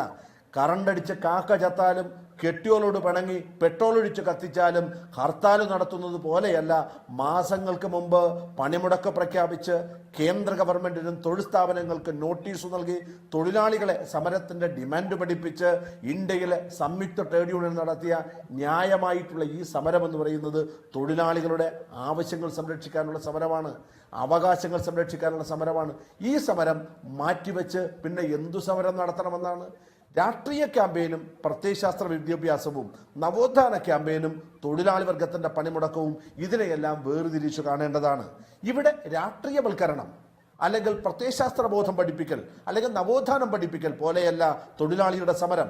തൊഴിലാളി അവന്റെ തൊഴിൽ ചെയ്യാനുള്ള സന്നദ്ധത ഒഴിവാക്കി ഞാൻ തൊഴിൽ ചെയ്യുന്നതില്ല എന്ന് പണിമുടക്കാനുള്ളത് തൊഴിലാളിയുടെ അവകാശമാണ്.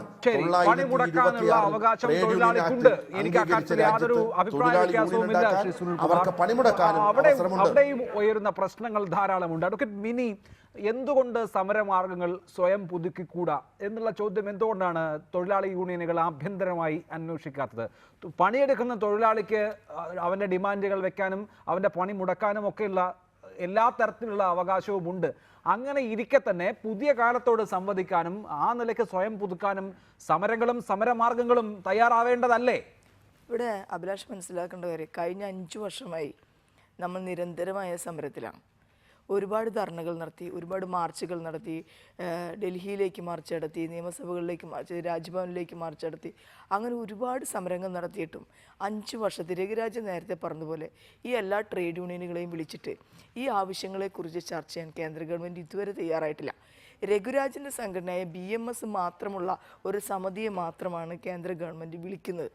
ഇനി രഘുരാജിൻ്റെ സംഘടന, ഈ BMS എന്ന് പറയുന്ന സംഘടന ഞങ്ങളോടൊപ്പം സംയുക്ത ട്രേഡ് യൂണിയനിൽ നിന്നുകൊണ്ട് ഈ രാജ്യത്ത് ഈ 12 മുദ്രാവാക്യങ്ങൾ വെച്ച് UPA ഗവൺമെൻറ് കാലത്ത് പണിമുടക്കിയിട്ടുണ്ട്.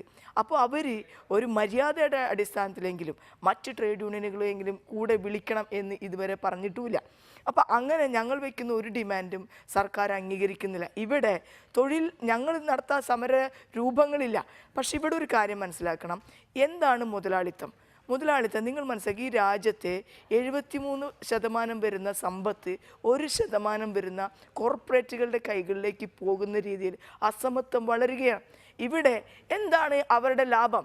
ഞങ്ങളുടെ അല്ലെങ്കിൽ തൊഴിലാളികളുടെ അധ്വാനത്തിൻ്റെ മിച്ച മൂല്യമാണ് യഥാർത്ഥത്തിൽ ഒരു മുതലാളിക്ക് കിട്ടുന്ന ലാഭം. ആ ലാഭം കുന്നുകൂട്ടുമ്പോൾ ഞങ്ങൾ പറയുന്നത് ഞങ്ങൾക്ക് ജീവിക്കാനുള്ള ആവശ്യമായുള്ള ഒരു പൈസ നമ്മളുടെ കുടുംബത്തിനും നമ്മളുടെ കുട്ടികളുടെ വിദ്യാഭ്യാസത്തിനും അല്ലെങ്കിൽ അവരുടെ ഭക്ഷണത്തിനും ഉള്ള ഒരു കൂലി നൽകണം എന്ന് പറയുന്നതാണ്. അതുപോലും തരാതെ നമ്മളെ ചൂഷണം ചെയ്ത് ഞങ്ങളുടെ തൊഴിലാളികളുടെ പിച്ചച്ചട്ടിയിൽ നിന്ന് കൈയിട്ട് വാരി വീണ്ടും കോർപ്പറേറ്റുകൾ കൊടുക്കുകയാണ്.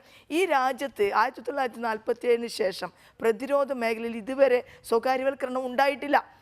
സ്വകാര്യ മേഖലയിൽ നിന്നും ഒന്നും തന്നെ വാങ്ങിയിട്ടില്ല. ഇപ്പോൾ അത് തീരുമാനിച്ചിരിക്കുകയാണ് 100%. ഇപ്പോൾ 23, 24, 25 തീയതി BMS അടക്കം ഈ പ്രതിരോധ മേഖലയിൽ പണിമുടക്കിലേക്ക് പോവുകയാണ്. അപ്പം അത് ഞങ്ങൾ ഈ സമരം രാജ്യത്തിന് വേണ്ടിയാണ്, ജനങ്ങൾക്ക് വേണ്ടിയാണ്.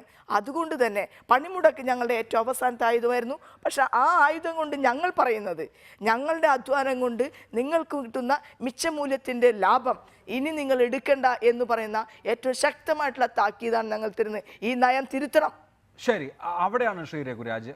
ഒന്ന്, കേന്ദ്ര ട്രേഡ് യൂണിയനുകളോടൊരു സാമാന്യ മര്യാദ പോലും കേന്ദ്ര സർക്കാർ കാണിക്കുന്നില്ല എന്നിവിടെ ചൂണ്ടിക്കാണിക്കുന്നു. ഇന്ത്യയിലെ ഏറ്റവും വലിയ ട്രേഡ് യൂണിയൻ എന്ന് പറയാവുന്ന INTUC-യെ ഏത് നിലയ്ക്കാണ് സർക്കാർ എൻഗേജ് ചെയ്യുന്നത്? എന്തുകൊണ്ടാണ് നിങ്ങളെ ചർച്ചയ്ക്ക് വിളിക്കുമ്പോൾ അവരെ വിളിക്കാത്തത്? ഇങ്ങനെയുള്ള ഏത് തരത്തിൽ ഈ തൊഴിൽ വിഷയത്തെ സർക്കാർ കാണുന്നു എന്ന അടിസ്ഥാനപരമായ പ്രശ്നം കൂടിയില്ലേ? എങ്ങനെയാണ് തൊഴിൽ മേഖലയെ, സംഘടിത തൊഴിൽ മേഖലയെ ഈ സർക്കാർ കാണുന്നത് എന്നുള്ളതിൻ്റെ രാഷ്ട്രീയ പ്രശ്നം, പ്രത്യയശാസ്ത്ര പ്രശ്നം കൂടി ഈ പണിമുടക്കിലുണ്ട്. ഇന്നലെ ലോകസഭയിൽ കേന്ദ്ര സർക്കാർ ചരിത്രപരമായ ഒരു ചുവട് വെച്ചു തൊഴിൽ മേഖലയിൽ. ആദ്യമായി ട്രേഡ് യൂണിയൻ നിയമത്തിൽ മാറ്റം വരുത്തിക്കൊണ്ട് വ്യാവസായിക അന്തരീക്ഷം ഉറപ്പുവരുത്തേണ്ടത് ട്രേഡ് യൂണിയനുകളുടെ ഉത്തരവാദിത്വം എന്ന് പറഞ്ഞ ബില്ല് അവതരിപ്പിച്ചു. അത് വലിയ ചരിത്രപരമാണ്. കാരണം ഉത്തരവാദിത്വമില്ലാത്ത ട്രേഡ് യൂണിയൻ പ്രവർത്തനം കേരളത്തെ പോലെ ഈ രാജ്യത്തെ തകർക്കാൻ പറ്റില്ല. ഉത്തരവാദിത്വമില്ലാത്ത ട്രേഡ് യൂണിയൻ പ്രവർത്തനം ഈ ആലുവയിലുണ്ടായിരുന്ന ടെക്സ്റ്റൈൽ മില്ലുകളിൽ എവിടെ പോയി? പറയട്ടെ ഉത്തരം. പുനലൂർ പേപ്പർ മില്ല് എന്താ തുറക്കാത്തത്?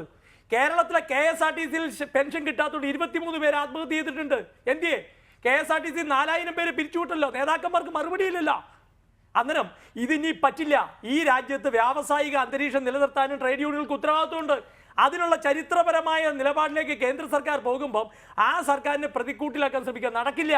ഇതൊന്നും നടന്നില്ല. ഇപ്പൊ തന്നെ എറണാകുളത്തെ പൊതുമേഖലാ സ്ഥാപനങ്ങളിൽ എത്രയാണ് ഹാജർ നില? ഷിപ്പ്യാർഡിൽ എത്ര പേര് കയറി? കൊച്ചിൻ പോർട്ടിൽ എത്ര പേര് കയറി? ടെൽക്കിൽ എത്ര പേര് കയറി? പറയട്ടെ. അന്നേരം പാവം പിടിച്ച ഓട്ടോറിക്ഷക്കാരനും ബസ്സുകാരനും ഒന്നും ഓടണ്ട. ബാക്കി വലിയ ശമ്പളമുള്ള ആൾക്കാരൊക്കെ കയറി. കൃത്യമായി പൊതുമേഖലാ സ്ഥാപനങ്ങളിലെ 50% ആളുകൾ കയറിയും ഇന്നത്തെ എല്ലാ പത്രങ്ങളും ഇത് എഴുതിയിട്ടുണ്ട്. ആർക്കാണ് പോയത്? കേരളത്തെ പോലെ ആര് എവിടെ ചെയ്തു ഈ പണിമുടക്ക്? വേറൊരു സംസ്ഥാനത്തും ഇല്ലല്ലോ. അന്നേരം ഈ കേന്ദ്ര ഗവൺമെന്റിനെ വെറുതെ കുഴപ്പത്തിലാക്കാൻ വേണ്ടിയാ. INTUCയുടെ പ്രശ്നം എന്താ? 4 INTUC ഉണ്ട് ഈ രാജ്യത്ത്. 4 INTUC. ചന്ദ്രശേഖരന്റെ INTUC അല്ല, അവിടെ തിവാരിയുടെ INTUC BMSനോടൊപ്പം. അതിന് അവർ കേസ് കൊടുത്തു. സിവിൽ കോടതി വിധിച്ചു, നിങ്ങൾ പ്രത്യേകം പോയിക്കോളാം. അതിന് കേന്ദ്ര സർക്കാർ പറഞ്ഞു ഇതിലേത് INTUC ആണ് യഥാർത്ഥം എന്നുള്ളത് അത് കഴിഞ്ഞിട്ട് നമുക്ക് സ്വീകരിക്കാമെന്ന് പറഞ്ഞു. അത് സ്വാഭാവികമല്ലേ? പിന്നെ വിളിച്ചാൽ വരണ്ടേ? വിളിച്ചാൽ വരാതെ എന്ത് ചെയ്യും? പിന്നെ പറയുന്നു 20 കോടി പേര് പണിമുടക്ക് മുടക്കി. അങ്ങനെയാണെങ്കിൽ ഇന്ത്യ മഹാരാജ് സ്തംഭിക്കണമല്ലോ. അല്ല, ഇന്ത്യ മഹാരാജ് സ്തംഭിച്ചില്ല നമുക്ക് പറയാൻ പറ്റില്ല. വിവിധ ഇടങ്ങളിൽ മഹാരാഷ്ട്രയിൽ നിന്ന്, ഒഡീഷയിൽ നിന്ന്, പശ്ചിമ ബംഗാളിൽ നിന്ന്, പലയിടത്തു നിന്ന് വലിയ പ്രകടനങ്ങൾ. ഇതിന്റെ 20 കോടിയുടെ കണക്ക് ശരിയാണെന്ന് എനിക്കറിയില്ല. എല്ലായിടത്തും സമരമുണ്ട്. അല്ല, എല്ലായിടത്തും സമരമുണ്ട്. പക്ഷെ കേരളത്തിലെ പോലെ ചെയ്യുമോ ആരെങ്കിലും? ശരി, പറയൂ അഡ്വക്കേറ്റ് മിനി പറയൂ. രഘുരാജ് പറഞ്ഞു, ഞാനത് മറന്നിരിക്കുന്ന ഒരു വിഷയമായിരുന്നു. രഘുരാജ് ട്രേഡ് യൂണിയൻ പ്രവർത്തനത്തിൽ നിൽക്കുന്നുണ്ടെങ്കിൽ ഇന്നലെ ഉണ്ടായ ട്രേഡ് യൂണിയൻ ആക്ടിലെ അമെൻമെന്റ് എന്ന് പറയുന്നത് ഈ രാജ്യത്ത് ഇനി ട്രേഡ് യൂണിയൻ പ്രവർത്തനം നടത്താൻ പറ്റാതിരിക്കുന്ന രീതിയിലുള്ളതാണ്. ഇവിടെ ഒരു ത്രികക്ഷി കൺസിലിയേഷന് തൊഴിലാളികളെ പങ്കെടുപ്പിച്ചാൽ മതി എന്നുള്ളതാണ് ഇനി വരാൻ പോകുന്നത്. ട്രേഡ് യൂണിയനുകൾക്ക് മാത്രമാണോ ഒരു സ്ഥാപനത്തിന് തൊഴിലന്തരീക്ഷം നിലനിർത്തേണ്ടത്? ആ സ്ഥാപനത്തിലെ മുതലാളിക്കുമുണ്ടല്ലോ ഒരു ഉത്തരവാദിത്തം. ട്രേഡ് യൂണിയനുകൾ ഒരു തരത്തിലും പണിമുടക്കാൻ പാടില്ല. ട്രേഡ് യൂണിയൻ തൊഴിലാളികളുടെ അവകാശങ്ങളിൽ ഇടപെടാൻ പാടില്ല, ആവശ്യങ്ങൾക്ക് ഇടപെടാൻ പാടില്ല. ഇതൊക്കെ ആര് ചെയ്താണ്? ഹിറ്റ്ലർ ചെയ്ത അതേ കാര്യം തന്നെ നടത്തുന്നത്. തൊഴിലാളികൾക്കും ട്രേഡ് യൂണിയൻ പ്രസ്ഥാനങ്ങൾക്കും രാഷ്ട്രീയമായിട്ടുള്ള താല്പര്യങ്ങൾ വെച്ച് അവർക്കൊരു ട്രേഡ് യൂണിയൻ ഉണ്ടാക്കാൻ പാടില്ല. പുറത്തുനിന്ന് ട്രേഡ് യൂണിയൻ നേതാക്കൾ അവരെ നയിക്കാൻ പാടില്ല. തൊഴിലാളികൾക്ക് ഒറ്റയ്ക്ക് പോയി ചർച്ചകളിൽ പങ്കെടുക്കാം എന്ന് പറയുന്നത് രഘുരാജ്, നിങ്ങൾ തന്നെ എത്ര ട്രേഡ് യൂണിയൻ ഉണ്ടാക്കിയിട്ടുണ്ട്? ആ ട്രേഡ് യൂണിയനുകൾക്ക് എന്തെങ്കിലും രഘുരാജിനെ പോലുള്ള ഒരാൾക്ക് ഇനി പ്രസക്തി ഇല്ലാത്ത രീതിയിൽ ഒരു ട്രേഡ് യൂണിയൻ ആക്ട് അമെൻഡ് ചെയ്തതിന് ശേഷം അത് വീരവാദം പറയുന്നത് നമുക്ക് എന്താ പറയാൻ പറ്റുക? ഇതിനോട് സഹതപിക്കാനേ നമ്മൾക്ക് കഴിയുകയുള്ളൂ. നിങ്ങൾക്ക് നാളെ തീർച്ചയായിട്ടും ഇതിനെതിരായിട്ടുള്ള സമരത്തിൽ വരേണ്ടി വരും. അല്ലാതെ നിങ്ങൾക്ക് നിലനിൽക്കാനായിട്ട് സാധിക്കുന്ന ഒരു കാര്യമല്ലാതായി മാറുകയും ചെയ്യും. അതാണ് BMS ഒക്കെ പിരിച്ചുവിടേണ്ടി വരും. ഒരിടത്ത് ഇടപെടാൻ പറ്റില്ല. ഒരിക്കലില്ല. വ്യാവസായിക അന്തരീക്ഷം വ്യാവസായിക അന്തരീക്ഷം കേരളത്തിൽ തകർത്ത ട്രേഡ് യൂണിയൻ രാജ്യം മുഴുവൻ ചെയ്യാമെന്ന് വിചാരിച്ചോ? ഇവിടെ ഇപ്പൊ എന്താ? ആലുവയിൽ എത്ര ടെക്സ്റ്റൈൽ മില്ല് ഉണ്ടായിരുന്നു? ഇപ്പൊ പേപ്പർ മില്ല് എന്തിയെ? പേപ്പർ മില്ല് പറയുന്നുണ്ടല്ലോ രാജ്യത്ത് മറ്റൊരിടത്തും ഇനി അത് സമ്മതിക്കില്ല.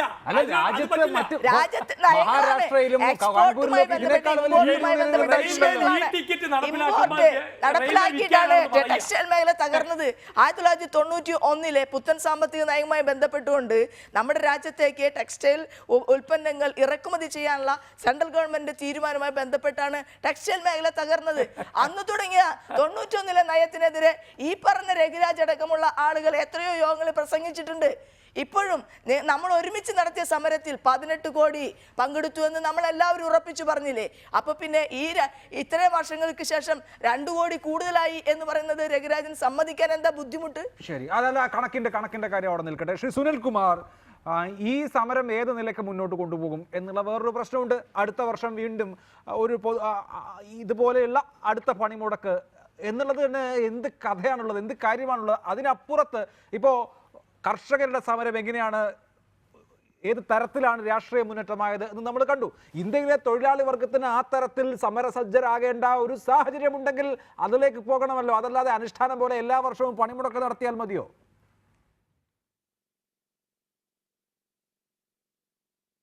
ഇതിനേക്കാൾ കൂടുതൽ തീക്ഷ്ണമായ സമരത്തിലേക്ക് തൊഴിലാളികളെ തള്ളിവിടുന്ന തൊഴിലാളി വിരുദ്ധ നിയമമാണ് ഇന്നലെ പാർലമെന്റിൽ ശ്രീ രഘുരാജ് ആവർത്തിച്ച് പറഞ്ഞ ഏറ്റവും സുവർണലിപിയിൽ എഴുതപ്പെട്ട നിയമം എന്നത്. പഞ്ചസാരയിൽ പൊതിഞ്ഞ പാഷാണമാണ് ഇന്നലെ ഇന്ത്യയുടെ പാർലമെന്റിൽ BJP ഗവൺമെന്റ് അവതരിപ്പിച്ച തൊഴിലാളി വിരുദ്ധ നിയമം. തൊഴിലാളികൾക്ക് വേണ്ടിയിട്ടല്ല, കോർപ്പറേറ്റ് മുതലാളിമാർക്കും വ്യവസായികൾക്കും തൊഴിലാളികളെ പണയം വയ്ക്കുന്ന നിയമമാണ് ഇന്നലെ ഇന്ത്യയുടെ പാർലമെന്റിനകത്ത് BJPയുടെ ഗവൺമെന്റ് അവതരിപ്പിച്ചത്. അത് മുതലാളിമാരെ സംരക്ഷിക്കുന്നതിനും അവരുടെ താല്പര്യം സംരക്ഷിക്കുന്നതിനും തൊഴിലാളികളുടെയും തൊഴിലാളി സംഘടനകളുടെയും സ്വാതന്ത്ര്യത്തെ ഇല്ലാതാക്കുന്നതിനും വേണ്ടിയിട്ടുള്ളതാണ്. പിന്നെ കേരളത്തിലെ പൊതുമേഖലാ സ്ഥാപനങ്ങളെയോ അല്ലെങ്കിൽ ഇവിടുത്തെ തുണി മില്ലുകളോ ശ്രീമതി അഡ്വക്കേറ്റ് മിനി അത് സൂചിപ്പിച്ചു.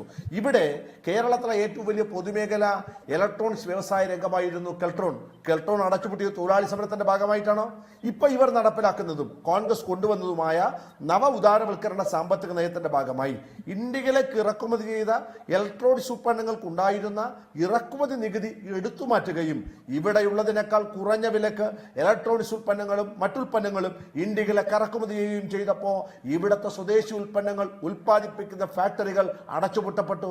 തൊഴിലാളികൾ തൊഴിലില്ലാ പടയിലേക്ക് ഇറക്കിവിടപ്പെട്ടു. ഈ നയമാണ് ഇപ്പൊ വീണ്ടും നടപ്പിലാക്കുക.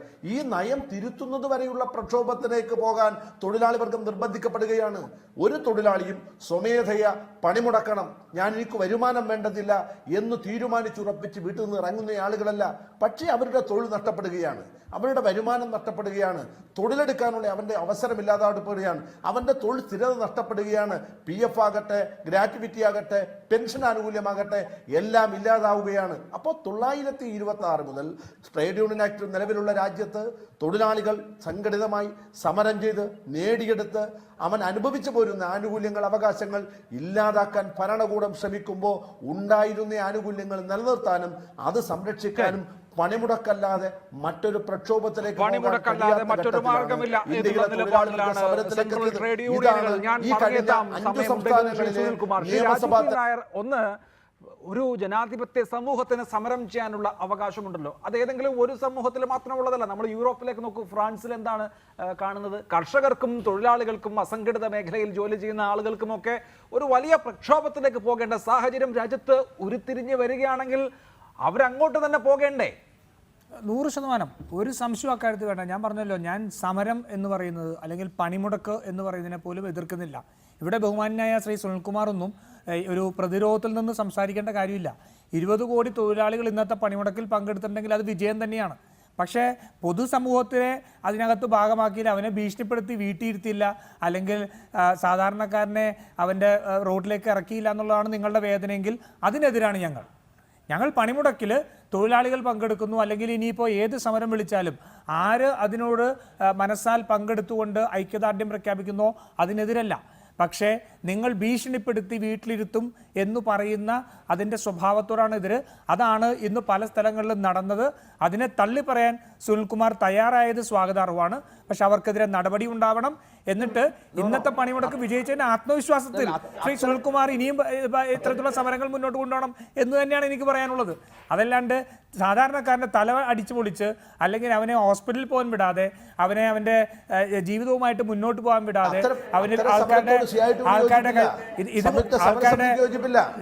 ഞാൻ ഇടപെട്ടില്ല ശ്രീ സുനിൽകുമാർ, ഞാൻ ഇടപെട്ടിരുന്നില്ല സംസാരിച്ചപ്പോൾ. അപ്പൊ അങ്ങനത്തിലുള്ള രീതിയിലേക്ക് പോവാതെ ഇന്ന് മാതൃകാപരമായ സമരം നടത്തി ചില അക്രമങ്ങളോട് തള്ളിപ്പറഞ്ഞ് അവർക്കെതിരെ നടപടിയെടുത്ത് പോലീസിന്റെ നടപടി ഉണ്ടായിക്കൊണ്ട് എന്ന് തന്നെയാണ് ഞങ്ങളുടെ അഭിപ്രായം. ഞങ്ങൾ ഒരിക്കലും സ്വമേധയാവുള്ള പണിമുടക്കിന് എതിരല്ല. അത് മറ്റുള്ളവരുടെ മേൽ അടിച്ചേൽപ്പിക്കുന്ന ജനാധിപത്യപരമല്ലാത്ത, രാഷ്ട്രീയ മാന്യതയില്ലാത്ത, മനുഷ്യാവകാശത്തിനെതിരായ സ്വഭാവത്തെയാണ് ഹർത്താൽ എന്നുള്ള പേരിൽ ഞങ്ങൾ എതിർക്കുന്നത്. ശരി, ശ്രീ സുനിൽകുമാർ മറുപടി പറയുന്നതിന്റെ കൂട്ടത്തിൽ എല്ലാ കടകളും അടഞ്ഞു കിടന്നില്ല, അല്ലെങ്കിൽ എല്ലാ വാഹനങ്ങളും വീട്ടിൽ കിടന്നില്ല എന്നുള്ളത് ഒരു അഭിമാന പ്രശ്നമായി എടുക്കേണ്ട കാര്യമുണ്ട്. ഒരു സമരം നടത്തുമ്പോൾ എല്ലാ കടകളും അടയ്ക്കണം, ഒരു വാഹനം പോലും നിരത്തിലിറങ്ങാൻ പാടില്ല, ഒരാൾ പോലും ജോലിക്ക് പോകാൻ പാടില്ല എന്നുള്ള ഒരു അഭിമാന പ്രശ്നത്തിന്റെ കാര്യം മാറ്റിവെച്ച് ജനാധിപത്യപരമായി സമരം ചെയ്യാം എന്നൊരു പൊതുബോധം തന്നെ ഉണ്ടാക്കിയാൽ എനിക്ക് തോന്നുന്നു ഈ സമരങ്ങൾക്കുള്ള പിന്തുണ കൂടുകയല്ലേ ചെയ്യൂ. കാരണം സമരം ചെയ്യാനുള്ള സാഹചര്യം ഉണ്ട് എന്ന് ഏറെയും കുറഞ്ഞും ഒരുപാട് ആളുകൾ സമ്മതിക്കുന്ന ഒരു ഘട്ടം കൂടിയാണ്.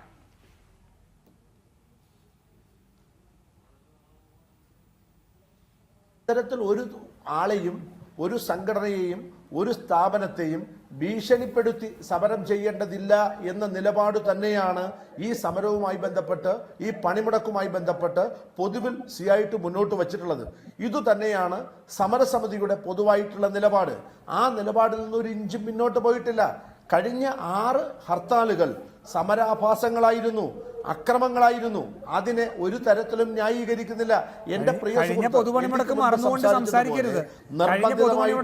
ഭീഷണിപ്പെടുത്തിയോ ആക്രമിച്ചോ ദുരഭിമാനത്തിന്റെ പേരിലോ ജനങ്ങളെ ഭീഷണിപ്പെടുത്തുന്ന രീതിയെ CIT യോജിക്കുന്നില്ല. അതിനോട് നമുക്ക് യാതൊരു തരത്തിലുള്ള യോജിപ്പുമില്ല. സമരത്തിനിടയിൽ ചില വ്യക്തികൾക്കുണ്ടായിട്ടുള്ള ചില ഒറ്റപ്പെട്ട അക്രമങ്ങളോ പ്രതിരോധങ്ങളെയോ പൊതുവൽക്കരിക്കരുത്. അതിനെ ഞങ്ങൾ ന്യായീകരിക്കുന്നില്ല, അതിനെ ഞങ്ങൾ അംഗീകരിക്കുന്നില്ല. സംഭവങ്ങളും ഉണ്ടാകാതെ ജനാധിപത്യപരമായാണ് ഏത് സമരവും ഉണ്ടാകേണ്ടത്. ഇന്ത്യൻ തൊഴിലാളി വർഗത്തിന് ഇത് സമരത്തിനിറങ്ങേണ്ട മൂർത്തമായ ഘട്ടമാണെന്ന് തോന്നിയാൽ സമരത്തിനിറങ്ങാം. ആ കാര്യത്തെ ഏതെങ്കിലും ഒരിടത്തുണ്ടായിട്ടുള്ള അക്രമം കൊണ്ട് ആരും മോശമാക്കി കാണിക്കുന്നുമില്ല. അതേസമയം തന്നെ ജനാധിപത്യപരമാകണം സമരം എന്നുള്ള കാര്യത്തിൽ എല്ലാ നേതാക്കളും എല്ലാ യൂണിയനുകളും ഒരു പൊതു തീരുമാനത്തിലെത്തുകയും വേണം. വളരെ നന്ദി Shri K Sunilkumar, Shri Sethumadhavan, advocate mini, Shri Raghuraj, Shri Raju P Nair ചർച്ചയിൽ പങ്കെടുത്തതിന്. ഇടവേള.